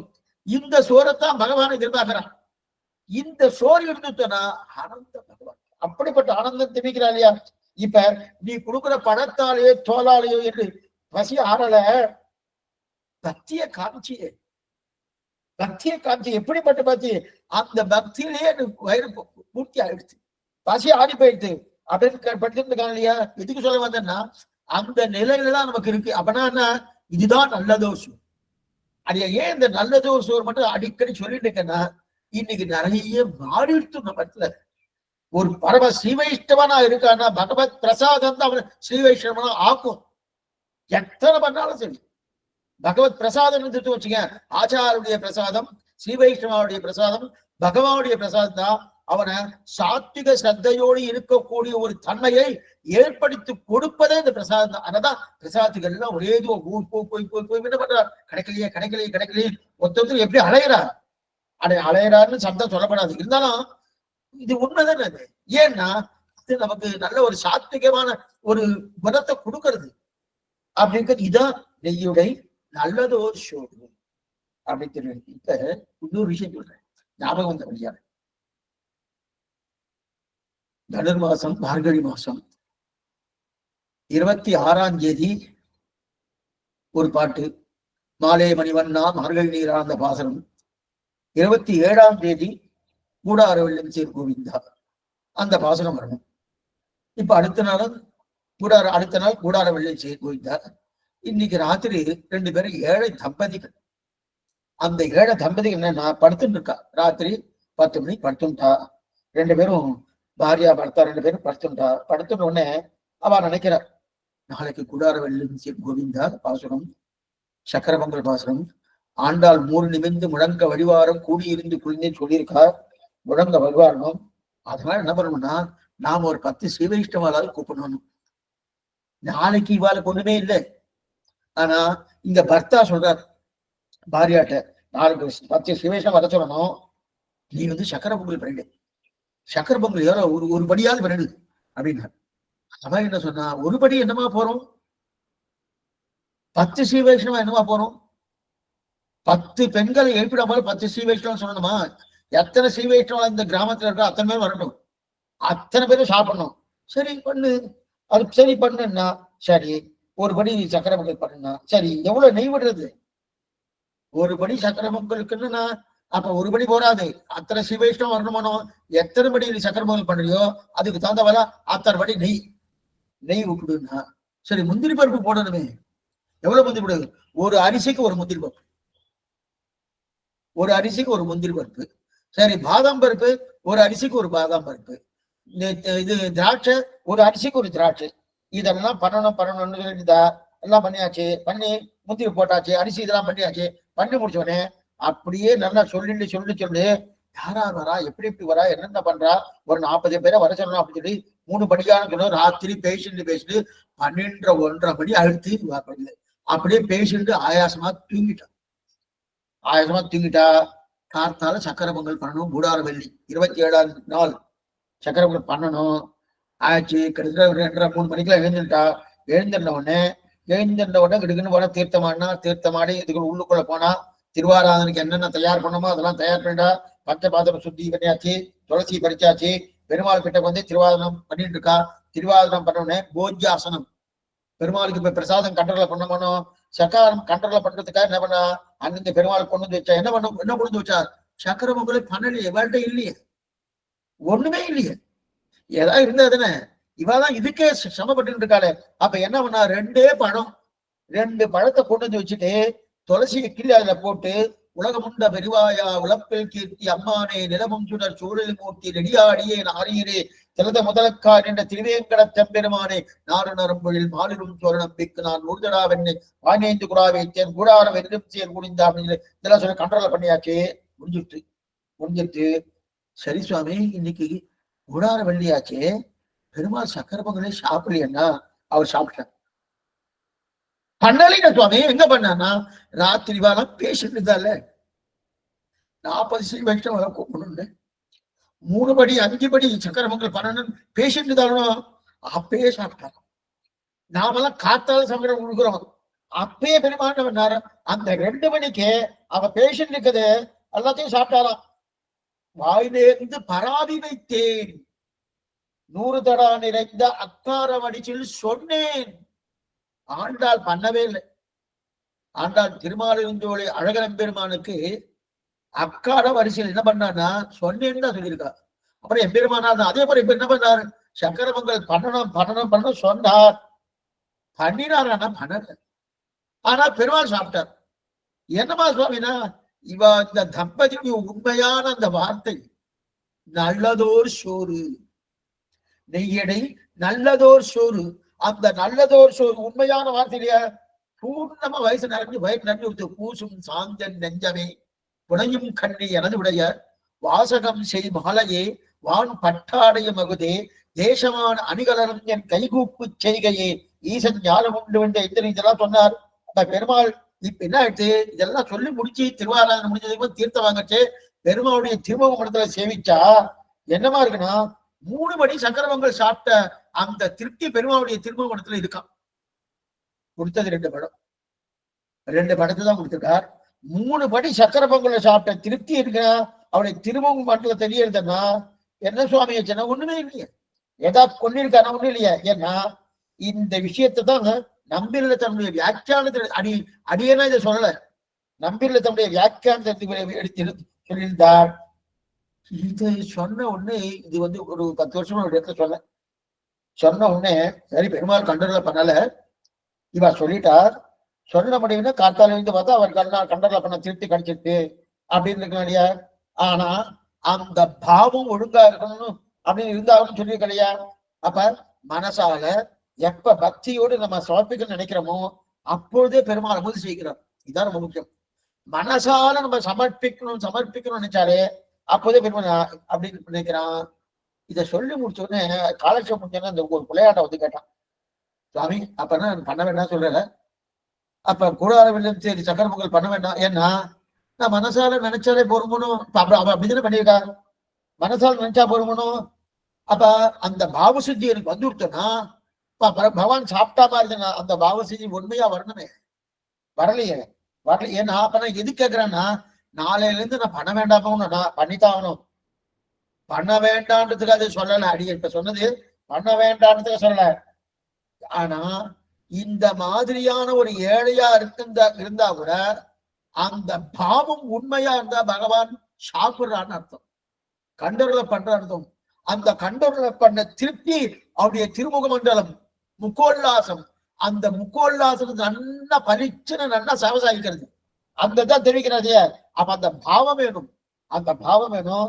அப்ப இது பண்ண வேண்டாம அர்த்தம் இல்ல. அவாவோட சக்தியோட சொந்தாரம் அவாவாளுக்கு ஒரு சக்தி இருக்கும்.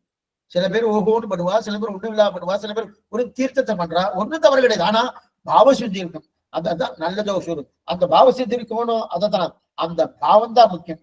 அப்ப பாவம் தான் முக்கியம்னா பிரசாதம் முக்கியம் இல்லையா? பிரசாதம் முக்கியம் தான், பிரசாதத்தை விட பாவம் முக்கியம். அடுத்து பிரசாதம். இப்ப நம்ம விஷயத்துக்கு ஆனா விதருடைய அன்னத்தை கண்ணை உண்டானணும். விதிராண்ணானி புபுஜே சிசுயினி குணவந்திச்சார். விதிராண்ணானி புபுஜே சுசுயினி குணவந்திச்சார். சுசுயினின்னா பாவனத்துவம். பாவனத்துவம் என்னது? நன்ன ஆச்சாரம் பண்ணிருக்கா, ஆச்சாரம் பண்ணிருக்கா, ரொம்ப சுத்தமா இருக்குன்னு. பாவனத்துவம் ரொம்ப சுத்தம், ரொம்ப சுத்தமா பண்ணிருக்கா சுவாமி, ரொம்ப ஆச்சார அனுஷ்டானத்தோட பண்ணிருக்காரு அர்த்தம். குணவந்திச்சன்னா போக்கியத்துவம். சுசீனி அது பாவனத்துவம், குணவந்திச்சுன்னா போக்கியத்துவம். பாவனத்துவம்னா சுத்தமா இருப்பது, போக்கியத்துவம்னா இது இனிமையா இருக்குது, ஆனந்தமா இருக்கு சொல்லி கேட்க கேட்க கேட்க கேட்க. அதே போல சாப்பிட சாப்பிட ரொம்ப நல்லா ருச்சியா இருக்குன்னு சொல்லணும். ஆனா இந்த ரெண்டும் ஒன்னா இருக்குன்ற தேவை இருக்காது, அநேகமா இருக்காது. ஏன்னா விதிரர் கொடுத்தது ரெண்டுமே ஒன்னா இருந்தது. விதிரர் கொடுத்தது ரெண்டு பேர் ஏன்னா சரி சுவாமி, இப்ப நம்முடைய நல்லது ஒரு சோறுன்னு சொல்லிடுங்க, அந்த சோத்துக்கு எது சுத்தி? எது விதி? நல்ல சமயம் அந்த அந்த அரிசியை ஒரு 7-8 தடவை அலம்பியிருக்கேன். அது சுத்தி, அது சுத்தி இல்லை. அந்த சுத்தி இதை சொல்ல நல்லா அரிசி எல்லாம் அலம்புறதுலாம் இப்ப எல்லாம் ரொம்ப குறைஞ்சு போயிடுச்சு. அந்த காலத்துல அரிசியை களைவா, முதல்ல அரிசி நல்லா ஆய்ஞ்சிட்டு இருப்பா. ஆய்ஞ்சி எடுத்ததுக்கு அப்புறம் அதை நல்லா அலசியில மாதிரி அலசி களைஞ்சு 4 தடவை 5 தடவை களைஞ்சு அதுக்கப்புறம் தான் அந்த உலையில போடுவா. அதுவும் முதல்ல கொதிச்சதான் போடுவா. அந்த காலத்துல அப்படிதான் பண்ணிட்டு இருந்தா. இன்னைக்கு அதெல்லாம் கிடையாது. நீ அப்படியே எடுத்து வச்சுன்னா அது கூப்பிடும், சத்தம் போட்டு கூப்பிடுறது இருக்கட்டும் அப்படிங்கச்சு. இந்த இடத்துல அரிசியை நல்லா களையறத சுத்தின்னு சொல்றாரு, அதை சொல்லல. இப்ப என்ன சுவாமி, எது சுவாமி சுத்தி? முதல்ல அசுத்திய சொல்லிடுறேன்.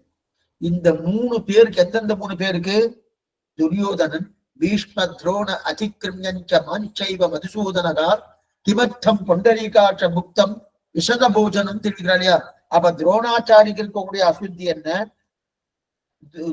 பீஷ்மாச்சாரிக்கு இருக்கக்கூடிய அசுத்தி என்ன, அதே போல துரியோதனுக்கு இருக்கக்கூடிய அசுத்தி என்னன்னு தெரிவிக்கிறார் பெரியவாச்சமர். ஆச்சரியமா தெரிவிக்கிறார். என்னென்ன அசுத்தி என்ன? துரியோதனுக்கு என்ன தெரியுமா அசுத்தி? துரியோதனன், கிருஷ்ணா எங்க வீட்டுக்கு வந்துரு, என்னுடைய அரண்மனைக்கு வந்துரு அப்படின்னு கூப்பிட்டானோ, எந்த எண்ணத்தோடு கூப்பிட்டுருக்கான் தெரியுமா? நான் ராஜா, நான் தான் ராஜா, என்னை தவிர இங்க யாரு என்ன பண்ணாலும் ஒண்ணும் தெரியாது, நான் நியமிக்கிறது தான், நியமன சாமர்த்தியம் எனக்கு தான், அந்த அகங்காரத்தோடு கூப்பிட்டுருக்கானோ. அப்ப நல்லது ஒரு சோறாது இல்லையா? அது நல்ல சோறே இல்லையா? என்ன, நான் ராஜா, நான் பார்த்து இந்த அஸ்திராபுரத்துல என்ன சொல்றேனோ அதான் நடக்க போறது. அப்ப நான் சொல்றதா நீங்க அந்த துரோணாச்சார ஆத்துக்கும் போக வேண்டாம், அது பீஷ்மாச்சார ஆத்துக்கும் போக வேண்டாம், எல்லாரும் எனக்கு அடக்கம் அப்படின்ற ஒரு அகங்காரத்தோடு சொன்னது யாரு? துரியோதனன். அதனால அது நல்லது ஒரு சோறு இல்லை. அப்ப அது அசுத்தியான சோறு. சரி, பீஷ்மர் நல்லவர் தானே சுவாமி, பீஷ்மர் நல்லவர் தானே, அவன் நிறைய தானே பண்ணியிருக்கான் நல்லவர் தானா. பீஷ்மனுக்கு இருக்கக்கூடிய அகங்காரம் என்னதுமா? அகங்காரம்னா அது ஒரு அபிமானம் இருக்கு. என்ன அபிமானம்? மேல பார்க்கணும். அபிமானத்துங்கன் செல்வனை போல திருமாலே நானும் உனக்கு பழபடியன்னு 11வது பாசனம் வரப்போகுது. அல்வழக்கொண்டு இல்லா அணுகோட்டியர்கோம் அபிமானத்துங்கன். ஆனா இது தகப்பனார் பெரியாழ்வாருடைய பாசனம். ஆனா ஆண்டாள் என்ன பண்ணிருக்கானா, அங்கன்மாஞாலத்தரசர் அபிமான பங்கமாய் வந்திரின் பள்ளி கட்டிற்கீடே, தங்களோட அபிமானத்தை தொலைச்சிட்டு வந்திருக்காரு. இவர் சொன்னது அபிமானத்தோடு வந்திருக்கா சொல்லுங்க. இப்ப பீஷ்மருக்கு ஒரு அபிமானம் இருக்கு. என்ன அபிமானம்? ஞானம் எங்கிட்டதான் இருக்கு. எங்க தெரியுது ஞானம் எங்கிட்டதான் இருக்குன்னு? கடைசியில யுத்தரங்கத்துல 10ஆம் நாள்ல பீஷ்மர் சரதல்பத்துல படுத்துட்டு இருக்காரு, அம்பு படுக்கை அதை படுத்துட்டு இருக்காச்சு. கண்ணன் பெருமான் பார்த்து தர்மராஜன் பார்த்து, ஏ தர்மா உடனே போ, என்னென்ன தர்ம சந்தேகங்களும் போய் பீஷ்மாச்சார போய் கேளு அப்படின்னா. அப்ப ஞானம் இருந்தாதுன்னா அப்ப ஞானாதிகன் என்கிற ஒரு அபிமானம் அந்த என்னைக்குமே சரி நம்முடைய பூர்வாச்சாரர்கள் அது ஒரு துளியும் கிடையவே கிடையாது. ஒரு காலக்ஷேப அதிகாரி ஆகட்டும், அதே போல பூர்வாச்சாரியர் எத்தனை அவ பெரிய இந்த சங்க சக்கரலாச்சனம் பண்ணக்கூடிய ஆச்சார புருஷாலவே இருக்கட்டும், அவளுக்கு அந்த மாதிரி அகங்காரம் இருப்பான்னா நீசனேன் நிறவொன்று விலேன் எண்கண் பாசம் வைத்த பரஞ்சுட சோதிக்கே இந்த தவிர நைச்சானுபாவம் சந்தா அவளுக்கு அந்த நிலையில இருக்கிறதுதான் அவளுக்கு பழக்கமா இருக்கும். ஆனா பீஷ்மருக்கு என்னன்னா எனக்குதான் ஞானம், நான் தான் சொன்ன, நான் தான் ஞானம், என்ன போல ஞானம் யாருக்கு? அந்த அபிமானம் இருந்தது. சரி எனக்கு ஞானம் இருக்கு, இந்த மாதிரி ஞானம் யாருக்கு இருக்கு என்கிற நினைவோடு பீஷ்மாச்சாரி கூப்பிட்டுருக்காரு. அந்த நினைவோடு கூட அப்ப அது சுத்தி இருக்கா? அசுத்தி தான். அப்ப அது நல்லதோ சோறா இருக்காது. அது ரெண்டு கூப்பிட்டுருக்காரு. சரி, துரோணாச்சாரியர் நல்லவர் தானே சுவாமி, அவருக்கு ஒண்ணு இந்த குணமே கிடையாது. அவர் என்ன ராஜாவா கிடையாது, ரெண்டாவது அவருக்கு ஞானாதிகன கிடையாது. அவர் நல்லதான்னா அவர்கிட்ட இன்னொரு விதமான ஒரு அபிமானம் இருக்கு. என்ன அபிமானம்னா இவா ரெண்டு பேருமே தேவலையாம். ஏன் தேவலைன்னா இவா ரெண்டு பேருமே சத்திரியால் வர்ணத்தால என்னை விட தாழ்ந்தவன். நான் பிராமணன், துரோணாச்சாரியர் பிராமணன் இல்லையா?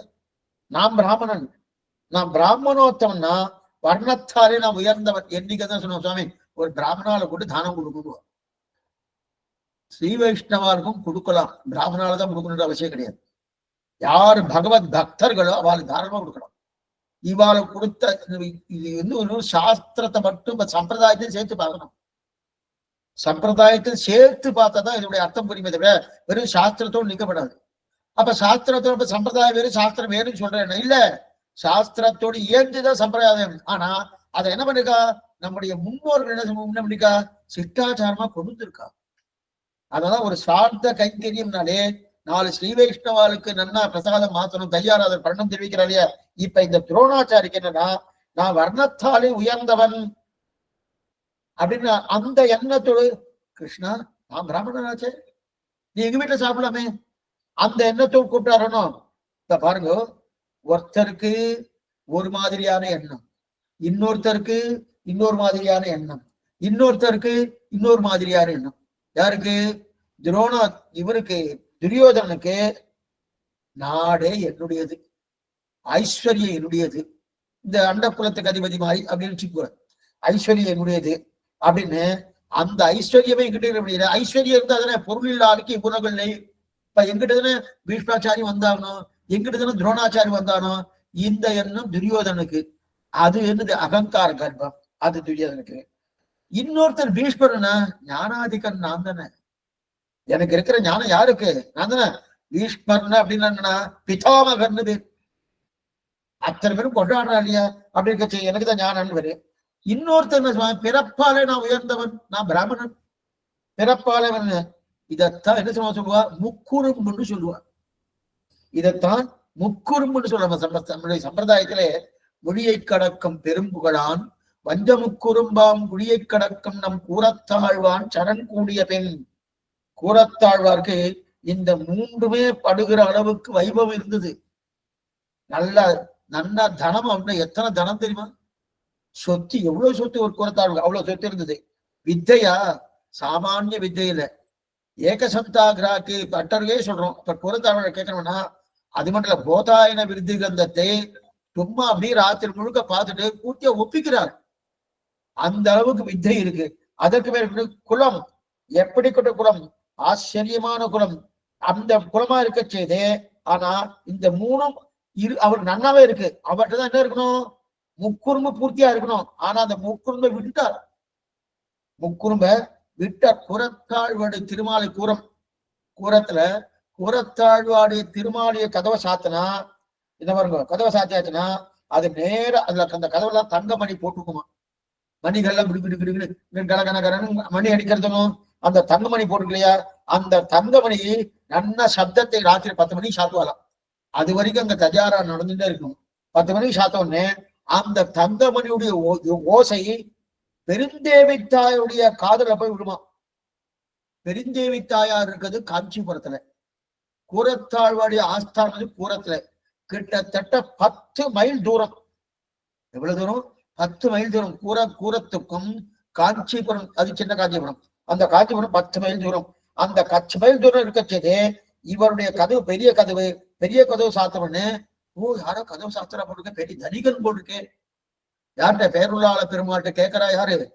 சொத்துக்கே அதிபதியாக இருக்க ஸ்ரீநிதியும் நிதிம் அபாரம் அர்த்தினாம் அர்ச்சிதார்த்த பரிதான தீஷனது சொத்துக்கே அதிபதியாக இருக்கக்கூடிய அவள் கேட்கிறா. என்ன கேட்கிறா? இந்த மாதிரி யாரோ ரொம்ப சொத்து வச்சுட்டு இருக்கா போட்டிருக்காங்க. ஆமாம் தேவி புறத்தாழ்வார்னு பேரு அப்படின்னு தெரிவிக்கிறாங்க. அதெல்லாம் ஒரே நாள்லயே திறந்தார். திருக்கட்சி வந்து சொன்னார், நேற்றுக்கு இது மாதிரி பேசிட்டு தான். யார் பேசினா? பெருந்தேவி தாராயரும் பேருள்ளா பெருமாள் சொன்ன அப்பயே தொடர்ந்து என்ன திரிநீகித விரிஞ்சாதி நிரங்கிச்ச விபூதயகா ராமானுஜ பதாம்போய சமாசேன சாலினகான இதெல்லாம் என்ன? இந்த சொத்துலாம் புல்லுக்கு சமானம். ராமானுஜர் திருவடிதான் இது. அதைத்தான் நான் பிரதானமா எடுத்துட்டு இருக்கோமே தவிர இதெல்லாம் திருவடி இதெல்லாம் புல்லுக்கு சமானம். எல்லாத்தையும் தூக்கி போட்டாரணும். திறந்து ராமானுஜ திருவடிக்கு வந்துட்டாரணும். அந்த ஒண்ணு வெறுமை வரல. இந்த கூறத்தாழ்வாருடைய தர்மபத்தினி என்ன பண்ணினான்னா, அவர் நிச்சயமே ஒரு தங்க பாத்திரம். அந்த தங்க பாத்திரத்தை அவர் நிச்சயமா அதுதான் சாப்பிடுவார். சரி, இவர் அது சாப்பிட்டு இருக்காரு, அதை மட்டும் எடுத்துக்கலாம்னு எடுத்து விட்டானா, ராத்திரி வேலை அப்படி வந்துட்டு இருக்கு. அது காட்டுல திருடர்கள் பயம் இருக்குமோன்னு பயம். அதனால பயந்து பயந்து பயந்து எப்படி மணியை மடையை தண்ணிட்டு வந்துட்டு இருக்கா. என்ன கூறத்தாண்டாலும் ஏன் இப்படி முன்னாடி எதாவது கொண்டு வந்துருக்கியா? ஆமா, நீங்க சாப்பிடணும், அதுக்காக கொண்டு வந்தேன். இது என்ன? இந்த தங்கத்தை வச்சிருக்கியா? தங்கம் போல இருக்கக்கூடிய ராமானுஜர் திருவடி, அந்த திருவடி தவிர மற்றொன்னு கிடையாதுன்னு அங்கே வீசி எரிஞ்சாருன்னு தெரிவிக்கிறோம் இல்லையா? இது சொன்னா அதனாலதான் அப்ப அவர் பிடிங்க அப்படியே தூக்கி வீசினாரணும். ராமானுஜர் திருவடிகள் இந்த சொத்தை பற்றி இருக்கும். அதனால இனிமே இப்படிப்பட்ட தங்கம் நமக்கு தேவையில்லை விட்டாரணும். நடந்த சரித்தம். அவர் முக்குறும்பை தொலைத்தவர். பொடியை கடக்கம் பெரும் புகழான் வாசா மகோச்சர மகாபுர தேசிகாக்யா பூராதிநாத கஜிச்சாக்கர நைச்சபாத்திரம் ஏகோ அபீன நபுன ஜெகதீஸ்து ராமானுஜாரிய கருணைவது மர்கதிஸ்தேர் தெரிவிக்கிறார் மனவாழ்வாழ்வுடைய எத்திராதி விஷயத்துல எடுத்து சொல்வதன அந்த முக்குறும்பு அறுத்தவர் கூறத்தார். ஆனா இந்த 3 பேருக்கு முக்குறும்பு இருக்கு. எந்த 3 பேரு? பீஷ்ம துரோண அதிகிருஞ்ச மாஞ்சைவ மதுசூதனகா திமத்தம் பொண்டலீகாஷ புத்தம் விஷலபோதனன்னு துரியோதனும் கொண்டு. துரியோதனுக்கு என்ன? நான் உயர்ந்த பணக்காரன், சொத்து ஐஸ்வர்யம் என்கிட்டதான் இருக்கு, அந்த மதம் துரியோதனுக்கு உண்டு. பீஷ்மருக்கோ ஞானம், எப்படிப்பட்ட ஞானம், அந்த ஞானம் என்கிட்ட இருக்கு, அந்த மதம். அப்ப பணக்காரன் என்கிற மதம் துரியோதனுக்கு, ஞானாதிகன் என்கிற மதம் பீஷ்மருக்கு. ஜாதி, நான் உயர்ந்த ஜாதி பிராமண ஜாதி என்கிற மதம் துரோணாச்சாருக்கு. இப்ப பிராமண ஜாதியில பிறந்தோங்கிற மதம் இருந்தன. இதெல்லாம் விதுரனுக்கு இல்லையே. விதுரன் பிராமண ஜாதி இல்லை. அது மட்டும் இல்ல, விதுரன் ஞானம் இல்லையே. ஞானம் நிறைய இருக்கு. ஏன் வியாசனை திரு விதுரஸ்ய மகாமதிக்கு தெரிவிக்கிறார். ஆனா அந்த ஞானம் இருந்தாலும் தானம் தண்டை இல்லையேங்கிற ஒரு நிலையோடு தான் அவர் வாழ்ந்துட்டு இருக்காரு. அதனால ஐஸ்வர்யம் இருக்கானா? ஒண்ணுமே இல்லையே. தாழ்ந்த குளத்துல பிறந்தார். அப்ப இந்த 3மே கிடையாது. ஞானமும் இல்லைன்னு சொல்லிக்கிறார். அதே நேரத்துல ஐஸ்வர்யம் இல்லைன்னு சொல்லிக்கிறார்.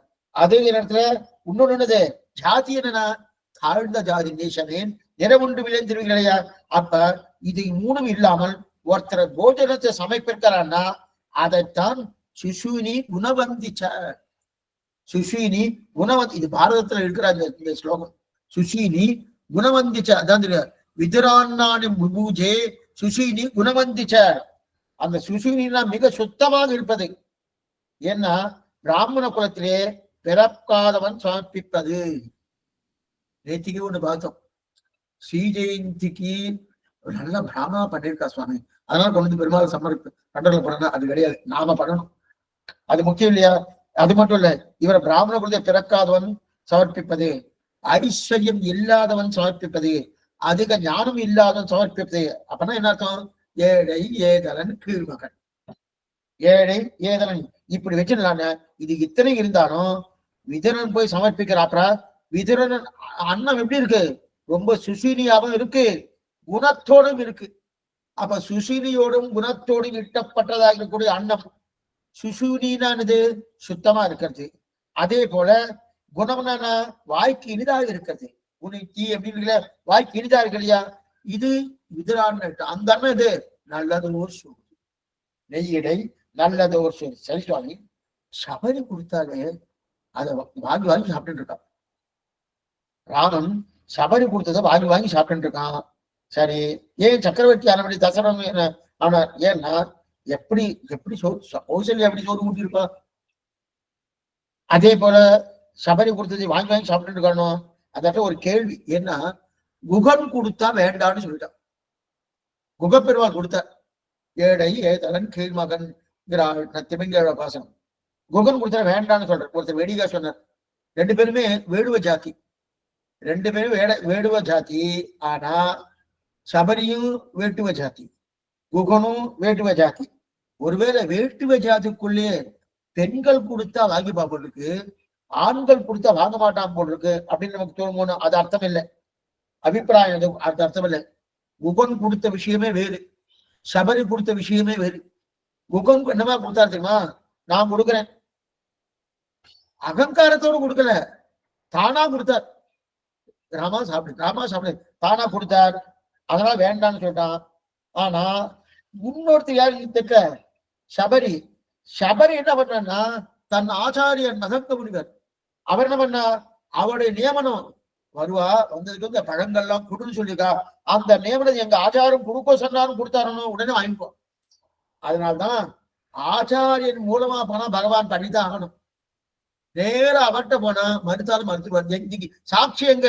குகப்பெருமாள் சபரியே போடும். சபரி கொடுத்த பணத்தை வாங்கிட்டான். ஏன்? எங்க ஆச்சாரம் கொடுக்க சொன்னான்னு கொடுத்துட்டான், வாங்கித்தான், வேற வழியே கிடையாது.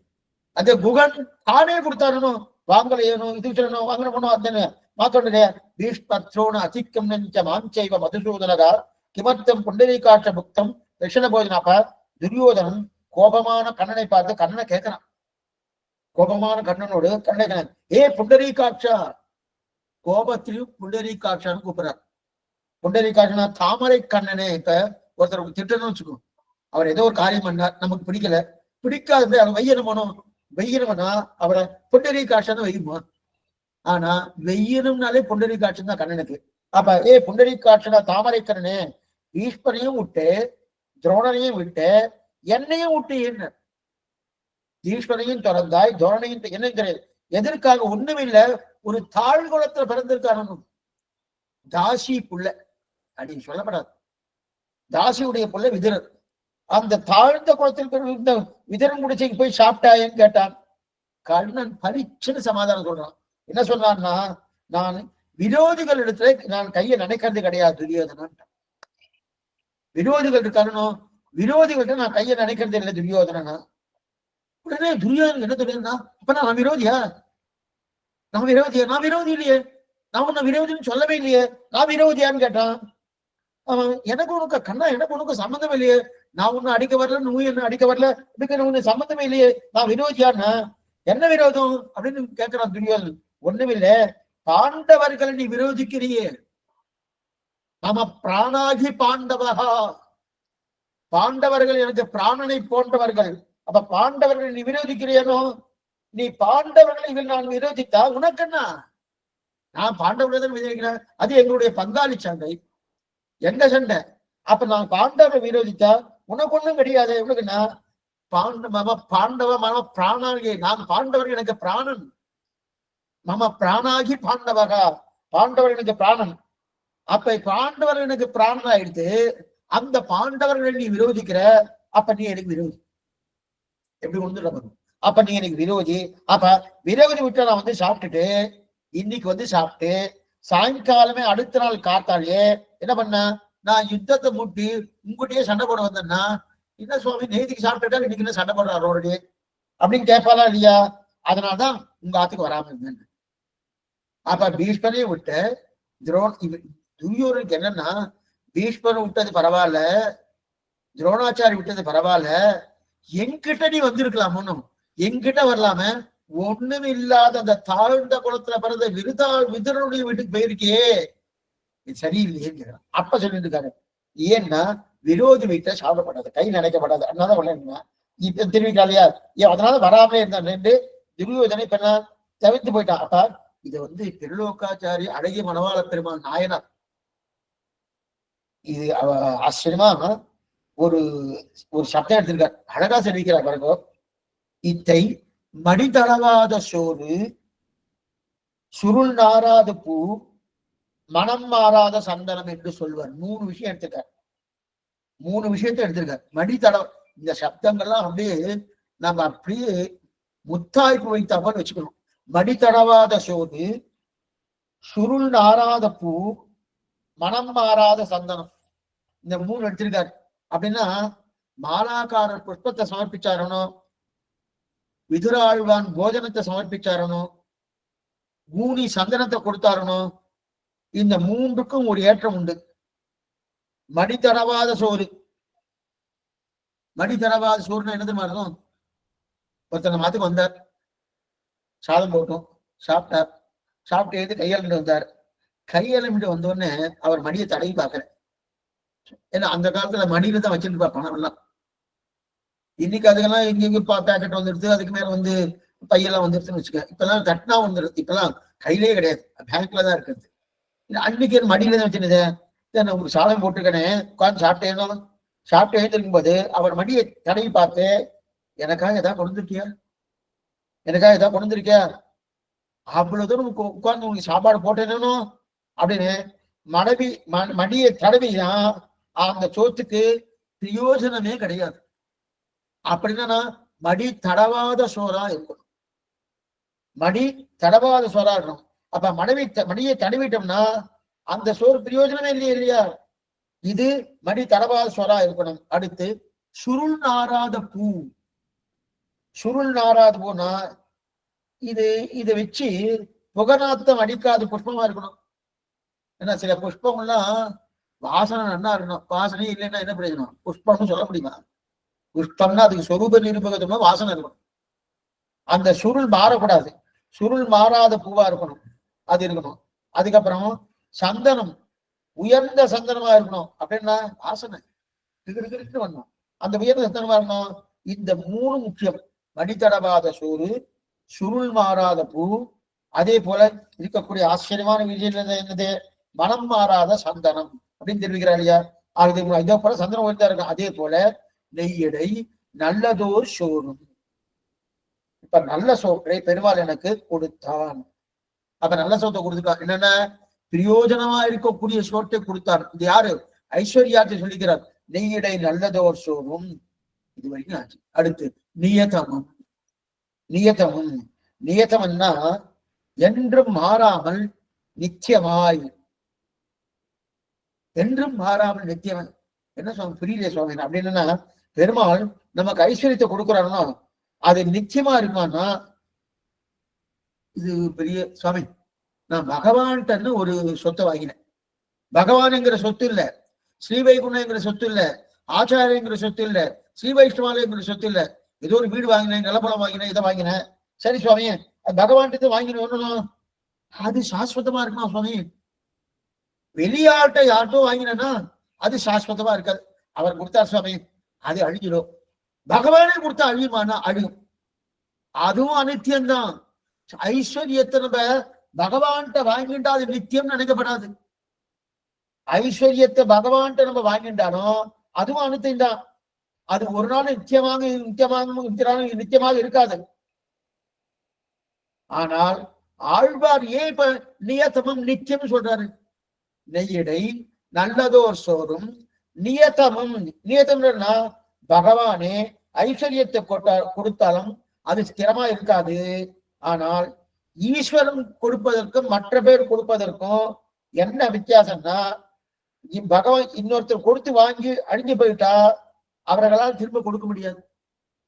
யாரோ ஒருத்தர் கொடுத்துருக்க, ஒரு தேவதை கொடுத்துருத்து வாங்கிட்ட அழிஞ்சுட்டு கொஞ்ச நாள் கழிச்சு திரும்ப கொடுக்க முடியும்னா திரும்ப கொடுக்க முடியாது. ஆனா திரும்ப திரும்ப சமாதானம் பண்ணி பகவான் கொடுக்குறார். இதுதான். அப்ப நியத்தம்னா என்ன அர்த்தம்? நமக்கு சொத்து வாங்கினேன், போயிடுத்து மறுபடியும் வாங்கினேன், போயிடுத்து மறுபடியும் வாங்கினேன். எத்தனை தடவைன்னா பகவான்கிட்ட வாங்கிக்கலாம், அந்த சாமர்த்தியம் பகவானுக்கு உண்டு. ஆனா மற்ற தேவதைக்கு அது உண்டானா ஒரு தடவை கொடுப்பார். கொடுத்துட்டதுக்கு அப்புறம் போயிடுத்துனா போயிடுச்சிட்டோம், கொடுத்தது அவ்வளவுதான், அதுக்கு மேல எனக்கு அதிகாரம் கிடையாது அப்படின்னு விட்டுறாங்க. அதனாலதான் நியத்தமும். நியத்தம்னு அதான் தெரிகிறார். அதாவது முன்னாடி இழந்து விட்டோமேங்கிற எண்ணமே இல்லாம கொடுக்குறான்.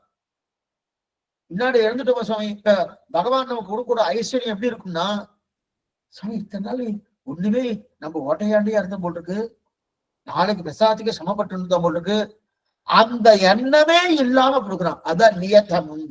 நியத்தமும் நியத்தமும் அதுக்கப்புறம் அத்தானிச்சேவகமும் நியத்தமும் அத்தானிச்சேகமும் அர்த்திதார்த்தி அர்த்தார்த்தி இந்த ரெண்டுங்க அர்த்தார்த்தி ஆர்த்தி ரெண்டு பேர் இருக்கா இல்லையா நியத்தமும் அத்தானிச்சேகம்னா நம்ம ஐஸ்வர்யார்த்தியை ரெண்டா பிரிச்சோம் ஞாபகம் இருக்கா உங்களுக்கு ஐஸ்வர்யார்த்தியை ரெண்டா பிரிச்சோம் ஒண்ணு பிரஷ்ட ஐஸ்வர்ய காமன் இன்னொருத்தன் அபூர்வ ஐஸ்வர்ய காமன் அப்படின்னா இழந்த சொத்தை மீண்டு ஆர்த்தி அர்த்தார்த்தின்னு பேரு இழந்த சொத்தை மீண்டு கொடுக்கக்கூடிய ஒரு நிலை புதியதாக சொத்து வேணும்னு கிடைக்கிறவாரு இவ ரெண்டு பேருமே ஐஸ்வர்யார்த்தி தான் ஏற்கனவே சொத்து இருந்தது யாரோ அபகரிச்சுட்டு போயிட்டா அதை திருப்பி கொடுன்னு கேட்கறது சொத்தே இல்ல சுவாமி பக்கத்து வீடுகிற ஒவ்வொரு சொத்து இருக்கு எனக்கு அந்த மாதிரி சொத்து வேணும் அப்ப புதுசாக ஐஸ்வர்யத்தை கேட்கறது அப்ப அதான் பிரட்ட ஐஸ்வர்ய காபன் அபூர்வ ஐஸ்வர்ய காபன் இருக்கு இல்லையா அவ இதுக்கு இருக்கா இல்லையா இதைத்தான் அண்ட குலத்துக்கு அதிபதியாக பார்த்தோம் அப்படின்னு இப்ப புதுசாக வேணும் கொடுக்குறார் இல்லையா இறந்ததை வேண்டுமானாலும் கொடுக்கிறார் புதுசாக வேணுமா கொடுக்கிறார் அதுதான் நியத்தமா கொடுக்கிறார் நெய்யடை நல்லதோர் சோகம் நல்லது எப்பவும் பெருமாள் கொடுக்கிறார் பெருமாள் தானே எல்லாருக்கும் சோடிங்கிறார் நாம் அதை மறந்துட்டு யார் முன்னாடியே போய் நிற்கிறோம் பெருமாள் தான் படி அளக்கிறார் அதை விட்டுட்டு யார் முன்னாடியே போய் நிற்கிறோம்னா எதுக்கு இந்த வார்த்தையை சொல்லிட்டு கேட்டா அன்னதாதா அப்படின்னு ஏதோ ஒரு தேவத்தைய சொல்ற அன்னபூரணி ஏதோ ஒரு பேர் வச்சுக்கோ எனக்கு தெரியாது என்ன ஏதோ ஒண்ணு வச்சுக்கிட்டே கொடுக்குறா அப்படின்னு நின்றுக்கா பகவான் தான் அன்னத்துக்கு அதனால்தான் அன்னக்கூட்டு உற்சவம் பண்றோம் இதெல்லாம் எங்க பகவானுக்கு தான் யாருமே கிடையாது அன்னக்கூட்ட உற்சவம் பண்றோமோ அது மட்டும் கொடுக்குற 1000 ரூபாய் அது மட்டும் இல்லை இன்னைக்கு புதுசு புதுசா ஏதோ தேவதை பேரும் பிரத்யங்கா தேவி அப்படின்னு பிரத்யங்கரா தேவின்னு வச்சு அதெல்லாம் சொல்லிட்டு இருக்கா எனக்கு காதுல கேட்டபடியா சொல்லிட்டு இருக்கு இதுக்கு சொல்ல வந்தேன்னா அந்த மாதிரி தெரிவிக்கிறா இல்லையா ஏதோ பேர்லாம் சொல்லிருக்கா இதுக்கு சொல்ல வந்தேன்னா பகவான் தான் அன்னதாத்தா வேற யாரும் கிடையாது அன்னதாத்தா யாருன்னா அவர் தான் ஏன்னா நீ எந்த பேரும் வச்சுக்கோ யாருன்னு வச்சுக்கோ பகவான் தான் ஊத்துறேன் ஏன்னா மற்றவாலாம் என்ன சும்மா பேர் வச்சுக்கலாம் அந்த கொடுக்குறான்னு சொல்ல மாட்டேன் பூர்ணமா கொடுக்கறது யாருன்னா பகவான் தான் இதுக்கு சொல்ல வந்தேன்னா அப்ப அவர்களுக்கு சரி சுவாமி அவ கொடுக்கலையா அவ கொடுக்கலா சுவாமினா அவளுக்கு அந்தராத்மா பகவான் தான் கொடுக்குறார் யார் எந்த தேவதை எந்த பலத்தை கொடுத்தாலும் பகவானுடைய சம்பந்தம் இல்லாம அவ கொடுக்க முடியாது நாட்டினான் தெய்வமங்கம் நல்லதோர் அருள் தன்னாலே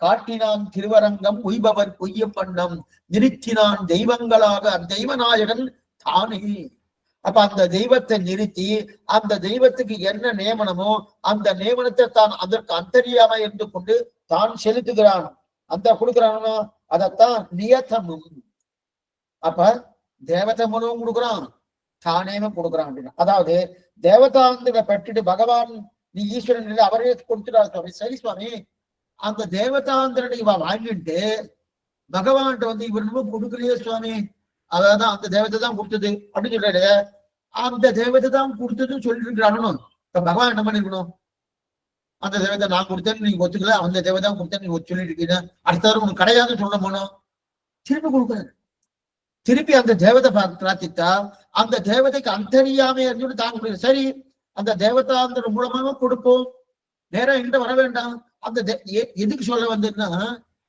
சில பேர் என்னன்றா அந்த தெய்வம் கொடுக்கறது சுவாமி இந்த தெய்வம் கொடுக்கறது இல்லை அப்படின்ற அந்த தெய்வத்தை கொடுக்கும்படி பண்றதே இந்த பரதேவதை தான் அது என்ன பண்ணும் அந்த தேவதையை கொடுக்கும்படி பண்ணதே அது ஆக அவ கொடுக்கின்ற முன்னிட்டு கொண்டு சோறு இடும் அப்ப சர்வேஸ்வரன் கொடுக்கும் சோற்றை சாப்பிட்டு அவனே இல்லைன்னு அவதான் கொடுக்குறாரு அவனே இல்லைன்னு சொல்றா இல்லையா அப்ப இதெல்லாம் யாரு சம்சாரிகள் நன்றி மறந்தவர்கள் இந்த சம்சாரத்துல இப்ப சர்வேஸ்வரனுக்கு எத்தனை ஔதாரியம்னா அவன்கிட்டயே வாங்கிட்டு அவனையே இல்லைன்னு சொல்றான் வாங்குறது அவன்கிட்டயே அவனே இல்லைன்னு சொல்ற இல்லையா சரி சுவாமி அவர் ஏன் கொடுக்கணும் கொடுக்காம இருக்காங்கன்னா நாளை இந்த இடத்துல இருந்தா இல்லைன்னு சொல்லாமன்னா பகவான் சொல்றதே இல்லை வாங்கோ நாளைக்கும் கொடுக்குறேன் வாங்கோ நாளைக்கும் கொடுக்க ஏன்னா நாளைக்கு திரும்பி வந்தான்னா இன்னும் கொடுக்கலாமோன்னு இந்த எண்ணத்தோடு கொடுத்துருக்காங்க அந்த முன்னாடியே பார்த்துருக்கோம்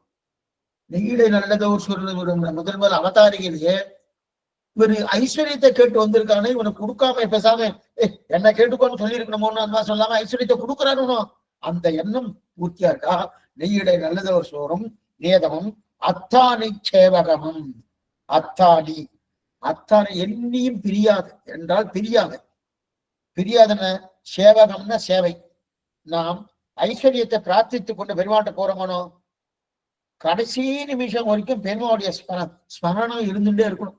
இப்ப கொஞ்சம் சாஸ்திர விஷயம் கொஞ்சம் நன்னா கேள்விப்பேன்.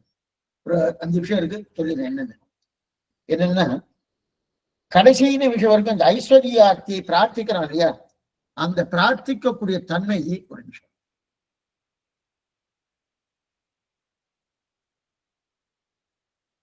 அந்த பிரார்த்திக்கக்கூடிய தன்மை எப்படி இருக்கும்னா, அவன் கடைசி நிமிஷம் வரைக்கும் பகவானுடைய நினைவு இருந்துட்டே இருக்கணும்.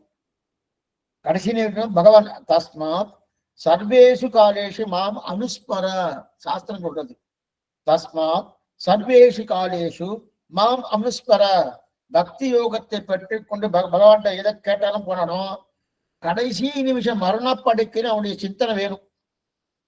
இது பக்தி யோகத்தை பொறுத்த வரைக்கும். ஏன்னா நாமெல்லாம் பிரபன்னான்னா சரணாகதி நிஷ்டர்கள். அவனாலே அவனை அடைதல் என்கிற ஒரு தன்மையோடு இருக்கக்கூடிய பிரபன்னர்கள். ஆனா தன்னுடைய முயற்சியால பொருள் அவலாம் யாரு? அவெல்லாம் யார் சுவாமி? அவெல்லாம் பக்தி யோக நிஷ்டர்கள் பேரு. அவளுக்கு பக்தி யோக நிஷ்டர்னு பேரு. அந்த பக்தி யோக நிஷ்டர்களுக்கு உண்டான தன்மை என்னன்னா கடைசி நிமிஷம் வரைக்கும் அவ பகவானுடைய நினைவு இருந்துட்டே இருக்கணும். இப்ப ஐஸ்வர்யத்துவத்தை கேட்டுட்டு இருக்கணும், கடைசி வரைக்கும் கேட்டுட்டு அந்த நினைவு இருந்துட்டே இருக்கணும், இருந்துட்டே கேட்கணும், அப்பதான் கிடைக்கும். நம்ம எதுவும் இப்ப நாம மோட்சம் கேட்கறதுலாம் அந்த மாதிரிலாம் கிடையாது. எப்ப பாரு மோட்சம் கொடுக்கும் கேட்டுட்டே இருக்கணும் கிடையாது.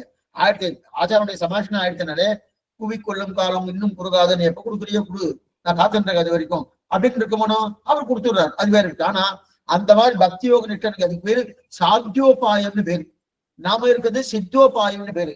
சாத்தியோபாயத்துக்கு பகவானுடைய நினைவு, அதாவது பகவானுடைய நினைவு இந்த ஜீவாத்மாவுக்கு இருந்துட்டே இருக்கும். கடைசி மரணம் தருவாயில் கூட இருந்துட்டு இருக்கணும். ஆனா சித்தோபாயனாக இருக்கக்கூடிய சரணாகதி நிட்டனுக்கு தேவையில்லை.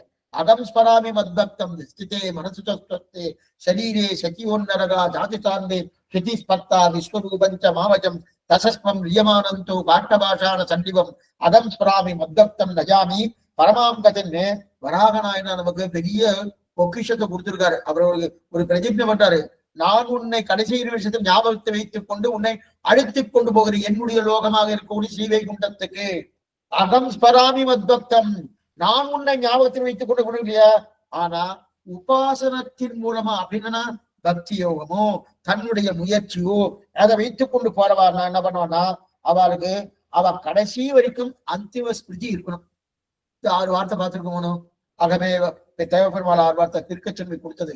அகமேவ பரந்தத்தம் தரிசனம் பேதையேவச்ச உபாயேஷு பிரபத்திய சாத் அந்திம ஸ்மிருதி வர்ஜனம் ஏகாவசானே முக்தி சாத் பூர்ணாச்சாரிய சமாசிரயான் என்று சொல்லக்கூடிய 6 வார்த்தைக அந்திம ஸ்மிருதி வர்ஜனம். யாருக்கு? பிரபன்னனுக்கு அந்திம ஸ்மிருதி தேவையில்லைன்னு இருக்க. அப்ப யாருக்கு தேவை? உபாசனம் பண்றவாளுக்கு அந்த அந்திம ஸ்மிருதி தேவை. அப்படின்னா சாத்தியோபாசனம் எதோபாசனம் ததாபலம் சொல்லியிருக்கு சாஸ்திரம். யதோ உபாசனம் ததாபலம். நாம் பெருமானை என்னவென்று நினைத்துக் கொண்டு உபாசிக்கிறோமோ கடைசி நிமிஷம் என்னவென்று நினைத்துக் கொண்டு பிராணனை விடுகிறோமோ அதுதான் அடுத்தது கிடைக்கும். உபாசன மார்க்கம் இருக்கு இல்லையா, சாத்தியோபாயம், அவன் எதை நினைச்சுன்னு நினைக்கிறான் அது கிடைக்கிறது. ஏன் சொல்றேன்னா ஐஸ்வர்யாட்சியுடைய நிலை அது. அப்ப பெருமாள் ஐஸ்வர்ய விசிஷ்டன் அண்டாதிபதையே நமகா அப்படின்னு நினைச்சுன்னா பிராண விட்டான், அப்ப ஐஸ்வர்யம் கிட்டும். அண்டாதிபதவே நமகா அசுர சத்திரவே நமகா, அப்ப ஐஸ்வர்யம் கிட்டும். அது இல்ல சுவாமி, சகல கல்யாண குணாதிராமன் சகல கல்யாண குணாதிராமன் அப்படின்னு அவனையே நினைச்சுன்னு பிராணம் விட்டா என்ன கிடைக்கும்? மோட்சம் கிட்டும், முக்தி கிட்டும் அப்படின்னு இல்லையா. அப்ப அவர் மூணு விஷயம் இருக்கு. பகவன் லாபார்த்தி, ஐஸ்வர்யார்த்தி, கைவல்யார்த்தி. அப்பனா பகவானை அனுபவிக்கக்கூடிய தன்மை ஸ்ரீவைகுண்டம், அனுபவித்த பிரீத்திகார்த்த கைங்கரியம். ஐஸ்வர்யத்தை அனுபவிக்கக்கூடிய தன்மை இந்த லோகத்திலே இருக்கிறது. ஆத்மானுபாவன் இந்த லோகத்தை விட்டுட்டு சரீரத்தை விட்டு பாப புண்ணிய கர்மங்களை விட்டுட்டு மேற்கொண்டு தன் ஆத்மாவை தானே அனுபவிக்கிறது. இந்த 3 பேருக்கு என்னன்னா அதுல 2 பேர் உபாசனமாகத்தான் வருவா. ஒருத்தர் பிரபன்னனா வருவா, ஒருத்தர் பிரபன்னனா வருவா. அப்படி உபாசன மார்க்கமா வருவார் யாரு? ஐஸ்வர்யம், ஐஸ்வர்யார்த்தி. ஐஸ்வர்யார்த்தி என்ன பண்ணுவான்? அண்டாதி பதையே நமதா அப்படின்னு சொல்லி சொல்லி பகவான நினைச்சுட்டே பிராணன் விட்டான்னா அடுத்த ஜென்மல பூர்த்தி ஐஸ்வர்யம் பூர்த்தியா இருக்கும். இது ஐஸ்வர்யம் கேட்டது. அதே பகவான் கல்யாண குண பிராமன் அப்படின்னு நினைச்சுட்டு அப்படி பிராணம் விட்டான்னா அவனுக்கு முக்தி கிடைக்கிறது. அதே ஆத்மாவை காட்டிலும் எத்தனை உயர்ந்தவர் ஆத்மா, இந்த ஆத்மா எத்தனை உயர்ந்தவன்ற சரீரத்தை காட்டிலும் வேறுபட்டவர். தேகமே ஆத்மா கிடையாது, தேகம் வேறு ஆத்மா வேறு அப்படின்னு நினைச்சு பிராணம் விட்டான்னா கைவல்ய மோட்சம் கிடைக்கிறது. அப்ப இந்த 3 பேரும் வரணும். 3 பேருமே உபாசன மார்க்கத்தை சென்றுட்டாங்க. உபாசன மார்க்கத்தாலே பகவானை அடையலாம், உபாசன மார்க்கத்தாலே ஐஸ்வர்யத்தை பெறலாம், உபாசன மார்க்கத்தாலேயே கைவல்யாத்தி மோட்சத்தையும் பெறலாம். இப்ப அது கிடைக்கிறதுனா இப்ப பாட்டுல விசாரிக்கிறேன். என்ன விசாரிக்கிறேன்னா, நெய்யிடை நல்லதோர் சோறும் நியதமும் அத்தானி சேவகமும் கையுடை காயும் கழுத்துக்கு போடு காதுக்கு குண்டலமும் மெய்யிட நல்லதோர் சாந்தமும் தந்து. இப்ப இது அத்தனையும் பெருமாள் இதை தந்துன்றார். அதாவது நாம் பெருமாளிடத்தில் ஐஸ்வர்யத்தை பிரார்த்திக்க போகிறோம். அப்ப பக்தி பண்ணிய ஐஸ்வர்யத்தை கேட்கலாம்.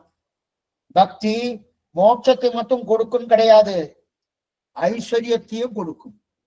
அதே அவன் கேட்பதை பொறுத்தது. இப்ப இந்த ஐஸ்வர்யாத்தை என்ன கேட்கிறான்? கேட்டது 5ஆம் பாட்டுல, இப்ப 8ஆம் பாட்டுல என்ன ஆயிடுச்சு? சாந்தமம் தந்து என்னை வெள்ளுயிராக்க வல்ல, என்னை திருத்திட்டாரே சுவாமி அப்படின்னு தெரிவிக்கிறார். இப்ப ஐஸ்வர்யாதி கிட்டக்க வந்தாச்சு. இப்ப இதெல்லாம் கேட்டிருக்கான். கேட்டதுக்கு எப்படி மாறுறான் அப்படின்னு பார்க்கணும். ஆச்சரியமான சன்னிவேசம்.